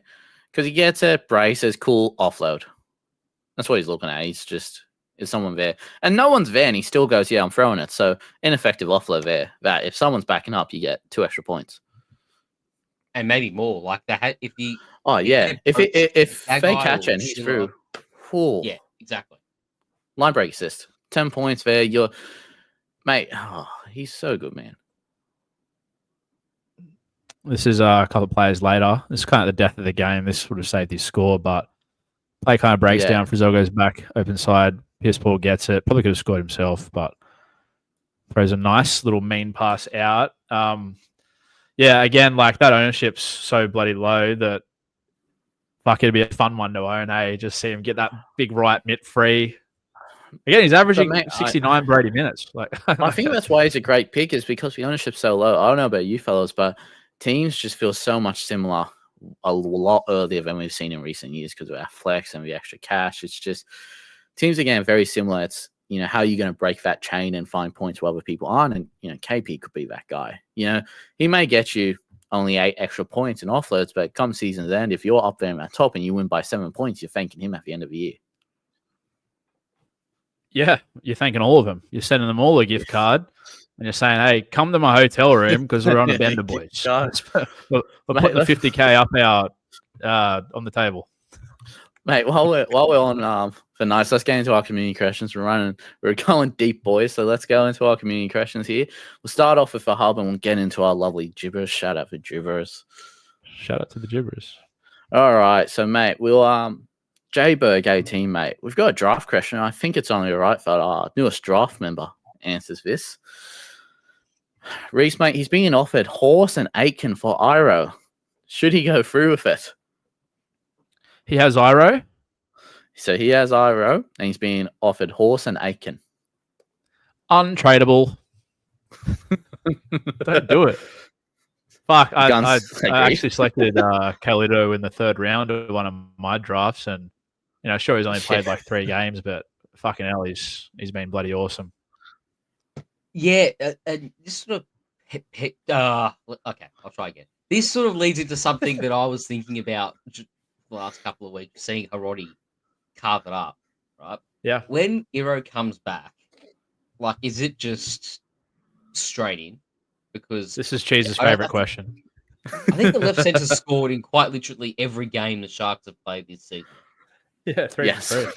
Yeah, for some reason, we've heard in years prior, Ronaldo. Then we heard about Stone Street, he picks up doubles. It's not going out to him anymore. It's these bloody centers who are just scoring. And yeah, I mean, that left center spot, it's look, Iro definitely comes back into a team. I think the question is going to be if Stoney, he's looked terrible under the high ball. Could we see Iro?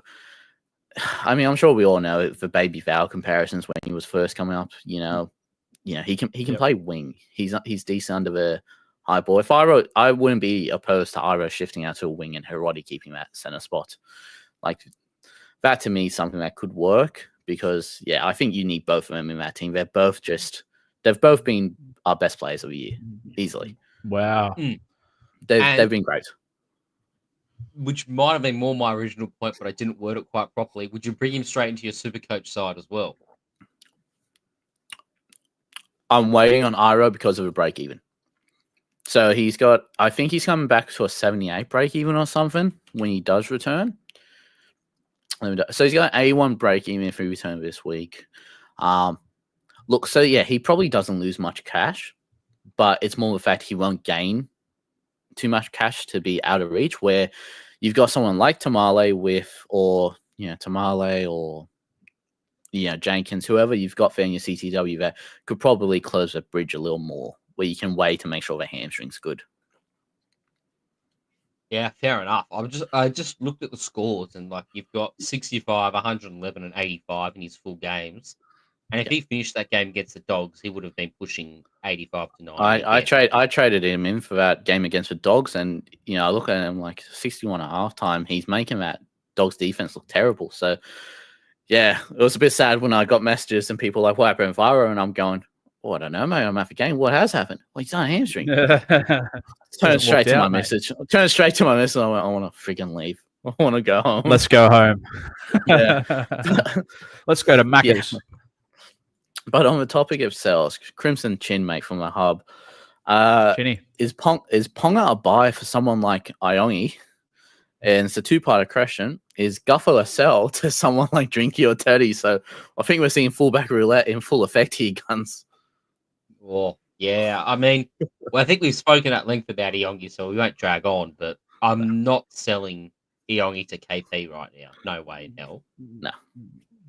But I'm interested to hear your thoughts on Gutherson. I traded him in a couple of weeks ago, and I think I'm the sole reason that he broke it. Oh, geez. We are very interested to hear your thoughts on Gutherson because the last 2 weeks I've been saying, "Hey, mate, this is coming. This is coming. The 150 break even with a couple of bad scores is coming. Are we still thinking he's going to be a top two fullback in 2025, mate? Or are you having a look around saying, all right, what are we working with in the old fullback slot here, mate?" Oh no, last week didn't disappoint me. I kind of expected around a 60. I would have taken a 60. I said that weeks prior. It was the week before that I was pissed off at because I went, that's when he sure went big, and they used it as a training run. So yeah, that pissed me off. Nah, look, I've been very vocal. I've brought him in as a season keeper because he's not playing Origin. Maybe for average he's not the best, but he's got those high ceiling games. We've seen that so far already this year. I will happily cop the flack and put my hand up if come round 9 that we go, all right, he's averaging 65 or 70 over these last 4 or 5 games. I'll happily go, all right, it's time where you go, fuck, maybe he's not the option anymore. But right now, I'm not giving in. He's still a season keeper for me. It's just, he still has an attacking stat in each game, by the way. Like he's still getting attacking stats. It's just, It's just that he's gutho, you know. It's just that he's gutho. like, I think Matrix was mate, right. I'm starting to see myself in the mirror and go, the clown face is going on. he doesn't see the buys on your side, Cheese. I don't think he sees the buys on many sides. No. Look. Talk to me in 2 weeks, and I'll happily admit I got that one wrong. But yeah, look, if he doesn't go 80 plus in the next 2 weeks, at least one of these games, it's trouble street. So I suppose, it's very interesting. I suppose, not selling to Drinkwater or Tedesco. Although I don't mind Tedesco. If you were going to sell him to anyone, I think Teddy's the guy. Yeah, Teddy's perfect buy. I wanted to do KP to Teddy, but it might be Gufferson in a couple of weeks. What about Edwards, lads? He averaged 90 between rounds 8 to 12 last year if you take out the goal kicking. He's 1.9% owned. Penrith on the rise. They play Manly, Bronx, Cows. If he averages 85, he'll be 900K in 3 weeks as a buy and Origin. So it's a 3-week romance, like all good romances. Any interest there as a bit of a left field save me Dill kind of pod option? So it's interesting. He is averaging 90 this year in the games he's actually finished, which is only 3. So he's right. Points wise, he's still performing at quite a high standard. Yeah. He's got for this week only. He's got a great career average against Manly. Got 163 against them last year, I believe, or the year before. I think it was last year though. Yeah. So there's certainly in this specific matchup, there is definitely a lot of points in favour of Dylan Edwards. But let's talk worst case scenario here over the Origin period, right? He's the incumbent fullback for New South Wales. Yeah. As long as he stays fit, I don't think it changes. The Panthers have a bye round 11, so his last game will be round 10. They miss round 12 because of Origin. You don't know if he's backing up in round 13. I won't speculate on that. He'll play 14. He'll miss 15 for Origin. Again, unsure on 16. He'll play 17, miss 18, and then might back up 19. In the absolute worst case scenario, and he doesn't back up from any of these games, it's 2 out of 9. If he backs up from all of them, it's 5 out of 9. Either way, the end result's not great. So long term, it's not an excellent buy, but you're talking about a 3-week romance. And for a third of it, he's probably got a ton this week. So, mate, I owned him a long time last year. I think even around this point, when Cleary went down, I brought him in, changed my bloody season. But then I held him through Origin, and he played, pretty much what you're just describing, Guns, like 2 games in what felt like 3 months. Checking bloody Twitter, trying to get Dylan Edwards updates. The Penrith journalists were lying to me on Twitter. They're saying, he's only a week away. Didn't play for a month. It was head noise deluxe. Yeah, he's not going to play a hell of a lot through the middle of the season, is he? Especially given they've got Laurie. But then again, like they're not going too well, so maybe they do kind of get him in. I don't know. It's a 3-week play, if anything, isn't it? Yeah, I think Kinslayer says the best worst case scenario, you sell in 3 rounds for a 50K to anyone. Yeah, I mean, it's a root and boot, isn't it? You game in, say thank you very much, off you go. Look, if you've got but I think again the important thing is you have to be able to get Dylan Edwards out of your team. Then, you're essentially banking that come in that 3-week period. There's no injury. And it's best case scenario, great, I can get him out. Because if you've got 3 injuries, then you're going, he's not the priority at the moment, then probably. So, go ahead, mate. Just on the topic of getting guys out of your team, do you boys both own Connor Watson? No. What's going on? No. Double negatives. Well, Connor Watson was traded in by 10% of teams this week. He's in about 35% now of the top 16K, which I'm not a part of, by the way, but that's a whole nother matter. Trading by 10% of them. But let me just read you this, and I just want to tell you why Connor Watson's a sell, even though you guys don't have him. I don't know why he's a buy this week.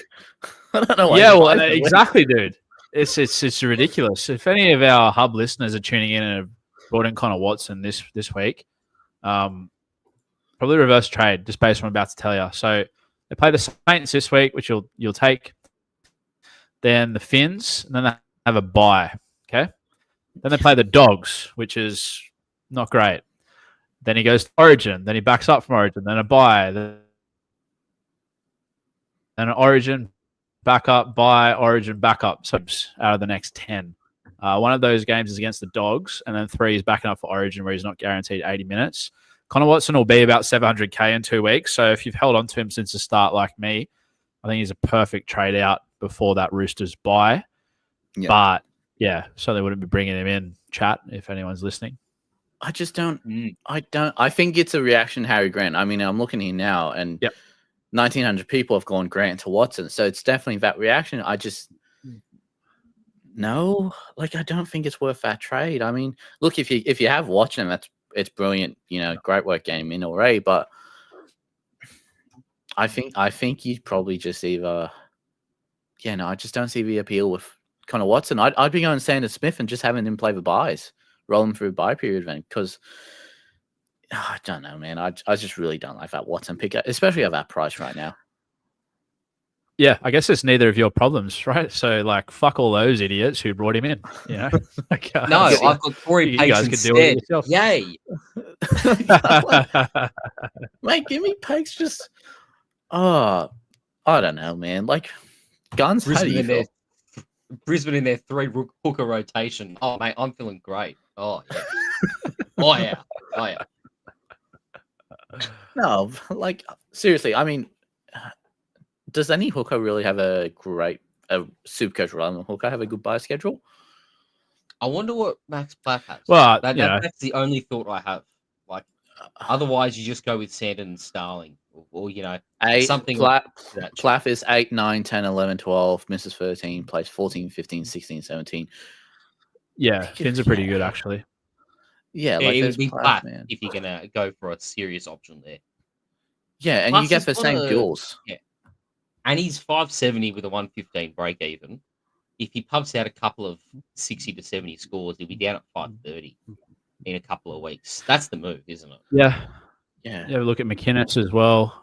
There's quite a few gentlemen in the Gibberish chat getting on Bronson Garlic of Trap fame.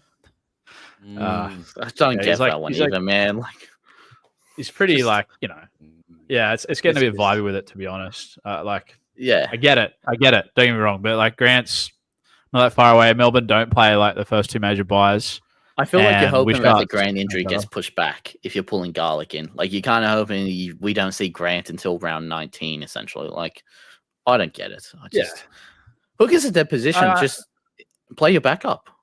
If you play your backup, probably I'd say, and then buy Plath. Like Gun said, buy Plath for cheaper. It's not a priority.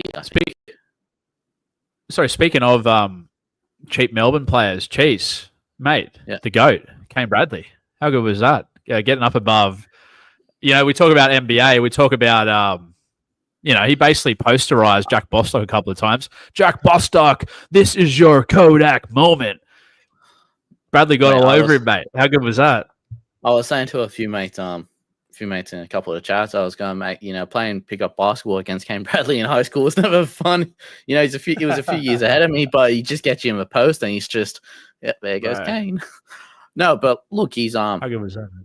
For someone who I grew up watching play at school, and playing a few games with, he's a lovely guy, lovely family, and seeing him evolve from a second row into a first grade winger was something I never imagined would have happened. But he's great under that high ball. I mean, look, 2 tries for 56 ain't exactly great, but it's a Storm asset, I suppose. Yeah, surely the base isn't 20 every game. I mean, look, it's optimistic, but surely it's not 20 every game. Would you say what, 30, 35? Right? Sure. Sure. Because Coates doesn't have the best base either. Melbourne wingers just aren't exactly the totters of a world. They're the finishers, really. So, we saw Grant Anderson do 140 a couple of weeks ago. And look, I don't think he's a serious. I actually started with Kane Bradley as cheese nose, just as enough option for the duel. But just wanted to shout him out because I know how much you love the bloke, and I'm now his number 2 fan. That's for sure. fantastic stuff. I wonder if Warbrick is actually out for a bit longer than. Well, he's been out for ages already. I wonder how. Hopefully, he's okay. I mean, first and foremost, but does Bradley get an extended run at it? I don't know. Who knows? But it's good to know he's like maybe playable in a bye. It is. It's the upside. I think it's a bit of a Jason Saab appeal for me, to be honest. Like you coming into that bye round and you go, great, I need 13. Kane Bradley's there. If he doesn't get it, he drops out, type of thing. Because but I mean, I suppose that's the other thing too. If the flex position come beyond bye rounds, is that you may have 15, you're still going to drop out, even more. So it's a bit weird actually how it's going to work. Yeah, I would have thought. Sorry, here you go. Yep. No, you go, mate. I was going to ask a different question.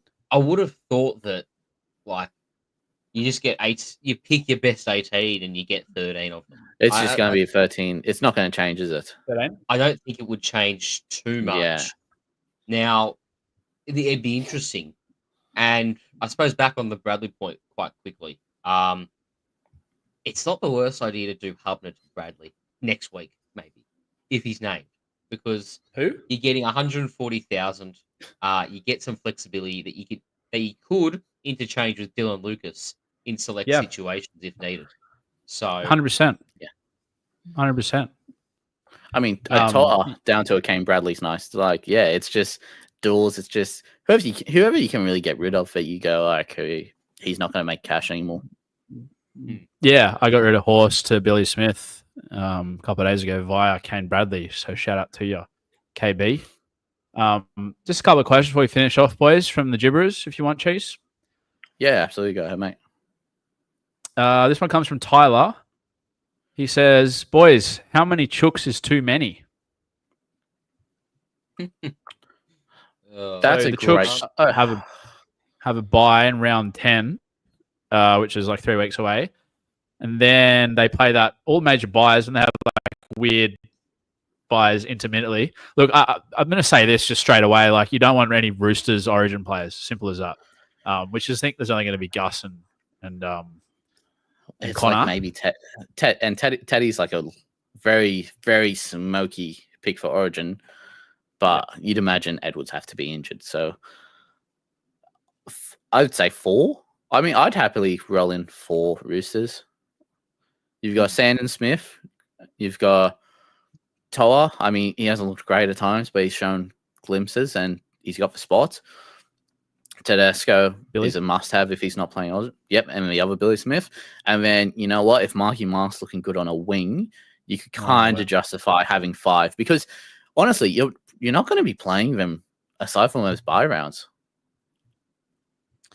Yeah, there was a lot of Marky Mark chat in the Gibberish thread today. Fucking hell. I mean, there's a pretty good case for him. We're just such an unknown though, isn't he? Like, we don't what he's going to look like. Is he going to be? He could even be fucking. You could tell me he's going to be Jacob Carraz, second coming of Jacob Carraz. Offloads, tackle breaks.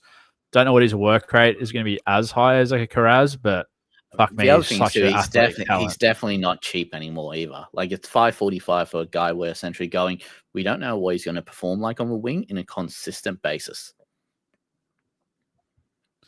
I reckon we'll at some point this year we'll be like, all right, Marky's 700K, but whatever, he's that good. Like, let's get him in. Kind of rolls into Dom Young territory, wouldn't he? He's just like, okay, great. He's got, I mean, Dom Young had that upside to him, but if Marky gets the upside from that, right edge with some base on it, I'd happily pay 700K. How many tries has Dom Young scored this year? Guns, have you got the numbers there? Because I'm pretty sure like he was leading try scorer last year, and then Brett Morris and stuff were pretty good the year before. Like, that right edge of the Chooks tends to hum. The right edge of the, for the last since in the 6 again era, I'll make it nice and simple. In the 6 again era, you're looking at multitudes of tries. Like Brett Morris in 2021, he was averaging 100 before he had that ACL injury that ended his career. Then you had Matt Ikuvalu, who replaced him, averaged in the high 60s, early 70s. Then you've got Dom Young. I think Junior Pauga even had a pretty solid stint there as well in 2022. Yeah. Dom Young went nuts last year. They've had a revolving door, but this year I've what I can see, that's 5 tries for Dom Young in 7 games, and he's been dropped. So, And if we say that, yeah, Mark is like a better SuperCoach player than all of them, giving an offload and tackle break, like, what does that mean? I mean, based on what you just read out for us, like, are we potentially looking at a dude who's 200k unders today? It's possible that he could match Carraz. It's possible because he is a worker. Like, that game he debuted in against Souths last year was on the wing. He did score 64 with a try, but it was an air try, and I think everything else was just runs and tackles. There was no line breaks or anything. So it's how's debut on debut. There's something to it. Marky hasn't played wing this year. Is that correct? I believe that's correct. Okay, so round 1, he has a 57 with no try or try assist at center, and round 3, a 46 with no try or try assist. He scored 70 plus when he does get attacking stats. For me, what intrigues me so much is that, centers have a great base power because they usually get a lot more ball than a winger does. Marky Mark is one of those guys who, as you point out, loves an offload, but it's given me feels of a crabby Andrew Fafita in a winger's body. Now, I want that in my winger who's coming off a kick return and has people shooting up at him and he makes 3 tackle breaks a kick return because there's 6 points for you. So my question to you two is, easy how much is too much for Marky Mark? When are we capping price wise that we're going, okay, you've missed him? Because I'm looking at, I'm going, I'd pay 700k if it means I watch him for the next 2 weeks and I go, yeah, he's a must. It's risky. It's a great question. It's risky, but you talked earlier about moves trying to get ahead of the pack. Yeah. And going Mark and Dylan Lucas this week could be the way you go. There's something to it. Would you go him over Kiraz? Oh, well, so because that's going against the pack big time, man. That's crazy. Mark? Yeah, Mark's 4.7%. Mark and Dylan Lucas. Well, because you're paying 150 less for Marky Mark than you are Jacob Carraz, and he's not going to be up there in the most traded this week. Oh, shit. And the Roosters have been using their right edge attack, perfecting that craft for 4 years now. Can I put this out to everyone? Because go ahead, Reece. Sorry, go ahead. Yes or no? Would you bring in Marky Mark instead of Billy Smith this week? Possibly. Yes, because as much as I think Billy Smith is one of the best attacking weapons Roosters have when he's playing, it's just the injury history just turns me off him a bit. Like we talk about Turbo and all these players with injury histories, Billy Smith's up there just without that high ceiling. So look, I'm sure majority of people have Thomas Cant in the team, and I'm sure majority of people have Tom Jenkins in the team, right? For myself, for example, I could essentially do offers to Marky Mark this week with Dylan Lucas.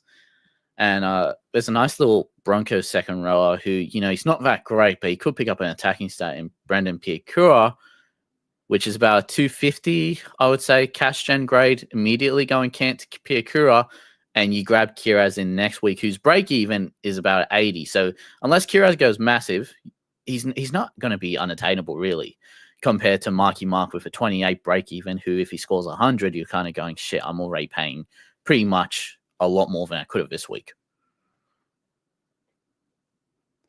Yeah. Fuck, I love that Marky Mark pick, eh? That could be anything. That actually could be anything, man. Based on the history of the Roosters right winger and then everything he's got in his kit bag. Jeez. Quick question for you. If it means that I can do Marky Mark, Dylan Lucas, and any 5'8" of my choosing, would you sell Casey McLean over Tom Jenkins? No, because because Casey McLean is absolutely hates Thomas Jenkins. McLean's in the team next week, is he?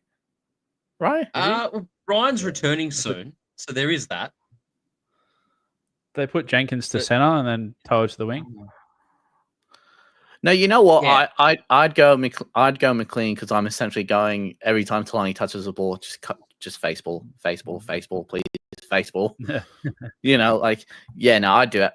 The reason I asked that question is because if I go, Marky Mark this week, and I get Pirakura next week, I can turn Thomas Jenkins into Jacob Kiraz next week. Yeah. Like, Marky Mark's a world of opportunities. It's looking like, actually. And worst case scenario, he scores a couple of tries. Robbo, for whatever reason, gets off him. Worst case scenario, you sell him at what? 650, 700K to K or Iro. That's a pretty nice swap. Best case scenario, you keep Marky Mark there and you've got a pretty nice, juicy winger with James Tedesco in the team come buy rounds. Fuck. I've got 5. My center wings right now are Dylan Lucas, Greg Marju, Marky Mark, Jackson Purdue, and Ruben Garrett. That's my starting five. So I've currently got Farnworth, Marju, Jenkins, Tamale, Hiroti, Toa, Kiraz, and Kiraz is about to turn in Marky Mark and Jenkins into Kiraz next week, and my CTW's pretty much done. It's pretty much done until these cash gens are done. Let's do it, boys. Garrett, Kiraz, Marju, Marky Mark. He's in. This is the Marky Mark podcast now. He's in for now. Mate, like, offloads. We got upside in the wing. We've got tackle breaks. We've got just vibes. We've got low ownership. Vice captaincy, question mark. I was going to vice captain Kiraz anyway. Like, I'm going. Guns, do you know off the top of your head, mate, right wingers concede for St. George? Because I'm looking now, I know it was free last week. And by the way, to all of our listeners, if you do not have SuperCoach Guns on any socials, highly advise to get on there for that try map. It's a godsend. It's absolutely lovely work. And I believe you're also doing a SuperCoach map as well. I am, although there was some complications with it in the sense that I completely cooked it. So it's on a slight hiatus, but it's coming back. Let's see, what have I got here? So you said 3. What was the Sione Finau on debut this weekend, by the way, I think. Or not debut, he's played like one game. He'll be on the wing. Very new combination. So go ahead, Guns. Give us some good news. So, was it conceded? What was the question you're after? Left wing conceded? So Marky Mark on a right wing. So tries conceded to the right winger for opposing teams. Okay. So before this, I haven't done it for this week yet. Yep. But it was 3 tries in 5 games going into the last round. Now, who did the Dragons play last round? Oh, jeez. It's 4 and 6. It's an okay matchup. It's not an outstanding matchup, but it's an okay matchup. It's quite a decent strike rate, but then you factor in that Roosters absolutely love that right edge. And for Roosters, if I'm looking at your try week from last week, the try map from last week, 5 tries to a right winger. Yes. In 7 games. So 5 and 7 scored by the right winger, and they're conceding, and the Dragons are conceding 4 tries in 6 games to opposition right wingers. So this is an unbelievable matchup. And what a pod we have discovered live. Oh, jeez. Sorry, I missed that last 30 seconds. What was the numbers, please, against Saints? So it's 5 tries just my computer glitched out. games. Was it good news? Yeah. Yeah, good news. Yes. 5 tries in 7 games scored by the Roosters right winger. And then 4 tries conceded in 6 games by the Dragons to right wingers. So I'd be very shocked if Mark didn't score on Friday. Dude, it's just tempting because when you look at the cheapies that we have coming up next weekend, Kane Bradley, Apia Kura, things that we can offload Kant and, Hubner, these players that are pretty much topped out almost. You're gaining back that cash that you're missing out on a Kiraz and you can upgrade for someone else to a Kiraz next week. It's just, okay. So, look, this is officially the Marky Mark pod. James from the Hub. He has a question for hooker downgrade from packs for cash to do other trades. He's got Sand and Smith. He wants to know Riley Smith or Garlic, or is there anyone else? Riley Smith's got better job security, doesn't he? Yeah. Riley Smith or Garlic, would you go down from packs? Unless you've got Smokey. Wouldn't make a trade, mate. His other hooker, Sand and Smith. Is Pax injured or something? It's just that free hooker rotation. It's just. Even still, I wouldn't burn a trade a hooker. Yeah, I think we'd all probably just say save that trade. Hooker's a bit of a dead position. You're not going to. You going down anyway to a Riley Smith, you're not going to make up much points, I think, or cash in that. No. But you're burning trades, mate. Anything else on Gibbers? I traded out Joey Lussick, Danny Levi. So many fucking scrubs and hooker last year. It cost me at the end when I had no trades in round 24. All right. Anything from Gibbers before we wrap up, mate? Yep, couple more. First one comes from Ian. He says, should I sell Horse to Marky Mike via Jules? Well, the answer is yes after the last 20 minutes, mate. Yeah.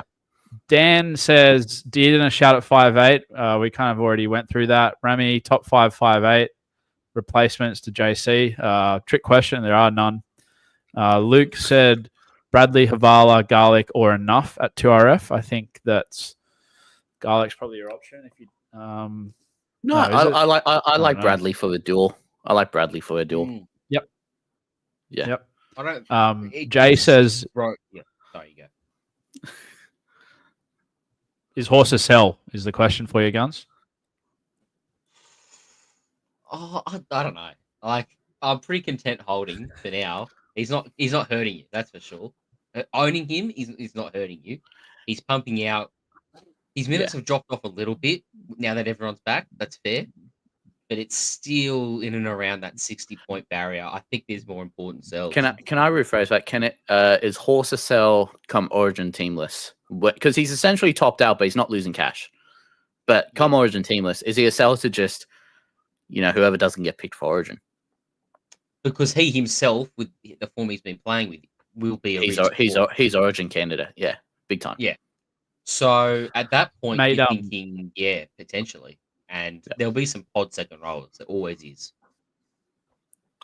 I'm happy with either option with Horse. Happy to sell him, happy to own him. Probably happy to sell him for one reason. He's in 91% of teams. And I'm happy to move on a guy that's in 91% of teams that scores between 55 and 65 a week. That won't hurt you. But then again, as I said, if you hold on to him, you can play him. Bit of a luxury. I wouldn't prioritize over other fives you've got. Next one comes from Dave. He says, do you think Ponga will come good over the next couple of weeks? Or do you think it's time to move on? Which would mean Edwards for me. I feel like it's important. He's already got Pappy and Guthrie. Yeah. Will Ponga come good next 2 weeks, boys? What do we reckon? 4 weeks? Kalen Ponga gets up to 740k in the next 5 weeks, I would say, before he goes off to Origin. Wow. It's going to take a couple of tons. Dylan Lucas, baby. 598, I think. 599. Yeah, 598. But the other thing is, too, I feel like you've just lost so much that what's the point in selling Ponga?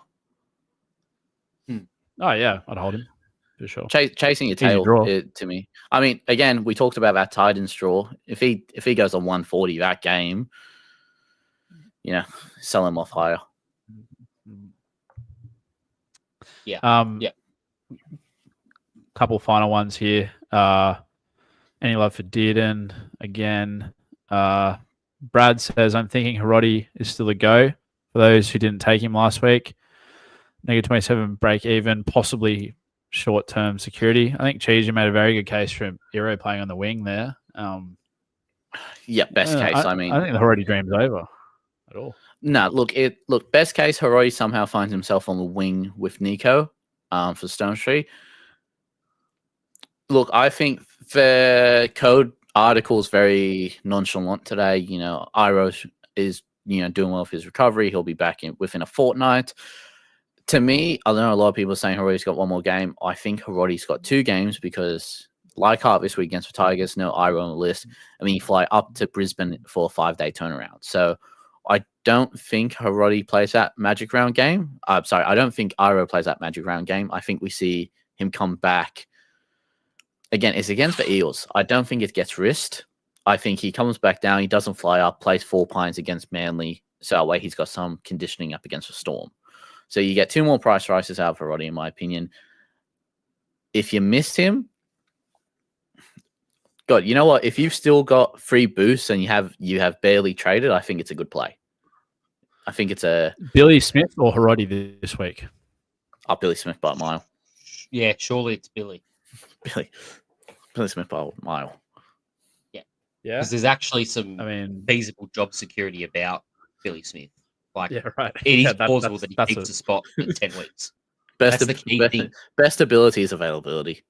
Yeah, exactly. Like, 3 final ones. Harry says, not a question. Matt Nable's rugby league promos could put a horn on a jellyfish. Top quality. Good stuff from Harry. Ooh, what's better? Rami, Matt says Matt Nable's promos or Phil Gould's last word? Oh God, Gus, hands down. Asking him big questions. Gus is live. We can see it. Yeah, The way the camera pans onto him, he's got the oversized suit. Yeah. Enjoy your rugby league. Enjoy your Origin football. I want a 4D experience of Gus Gould telling me to get keen for Origin.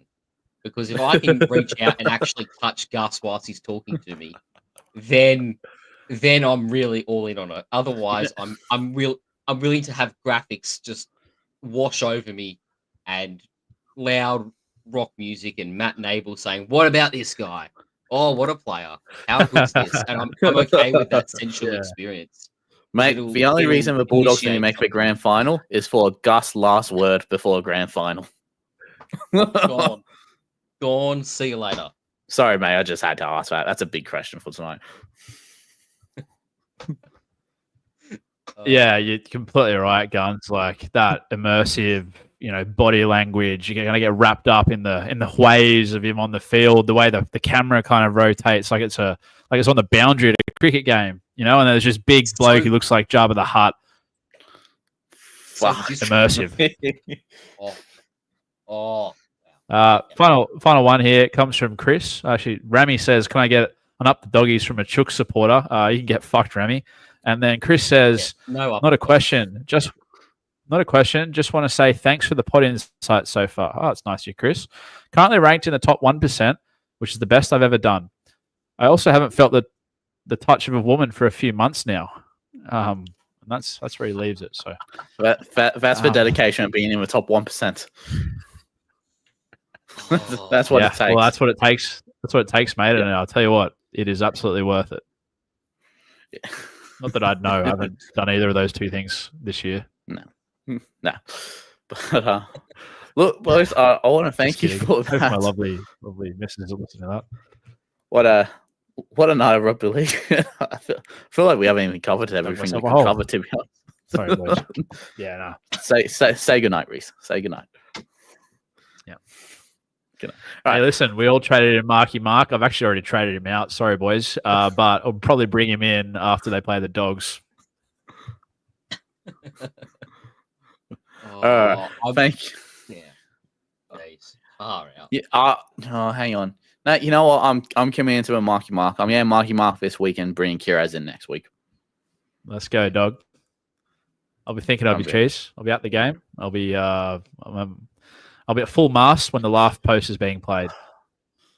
I might have to find up a last minute ticket for an Anzac Day game. I've got a reason to go now. But Guns, mate. I'm most obstructive you, mate. $40 Origin tickets. See you there, gibbers. See you there, hub members. But Guns, thank you for joining us tonight. Really appreciate the insight. A lot of fun. This has been plenty of fun. And I'm going to wreck my SuperCoach season by trading in a winger that's played 1 game in his position. Just for vibes. And I'm here for it. Mate, we're going to look fucking legendary or we're going to look like absolute jokes. But hey, we're going to make cash anyway. So it's a win-win. Yeah. It's exactly right. Plus, I'm now going to go watch You win or you learn. with a towel around me. Sorry? And we're going to end it there. Everyone, look, enjoy your last day of work. For everyone who's not working on Friday, enjoy your long weekend. Just Good luck at 2 Up. Good luck at 2 Up. Enjoy Anzac Day, everyone. Get out to the marches if you can. Get out, play some 2 Up, and just enjoy the day. And be prepared for an absolute wonderful round of footy. Anzac Day is the best round for me, in my opinion. Every player just somehow finds a new level to take it to, and it's such a great atmosphere. So enjoy your weekends, everyone. Enjoy the game tomorrow night, and most importantly, go Marky Mark.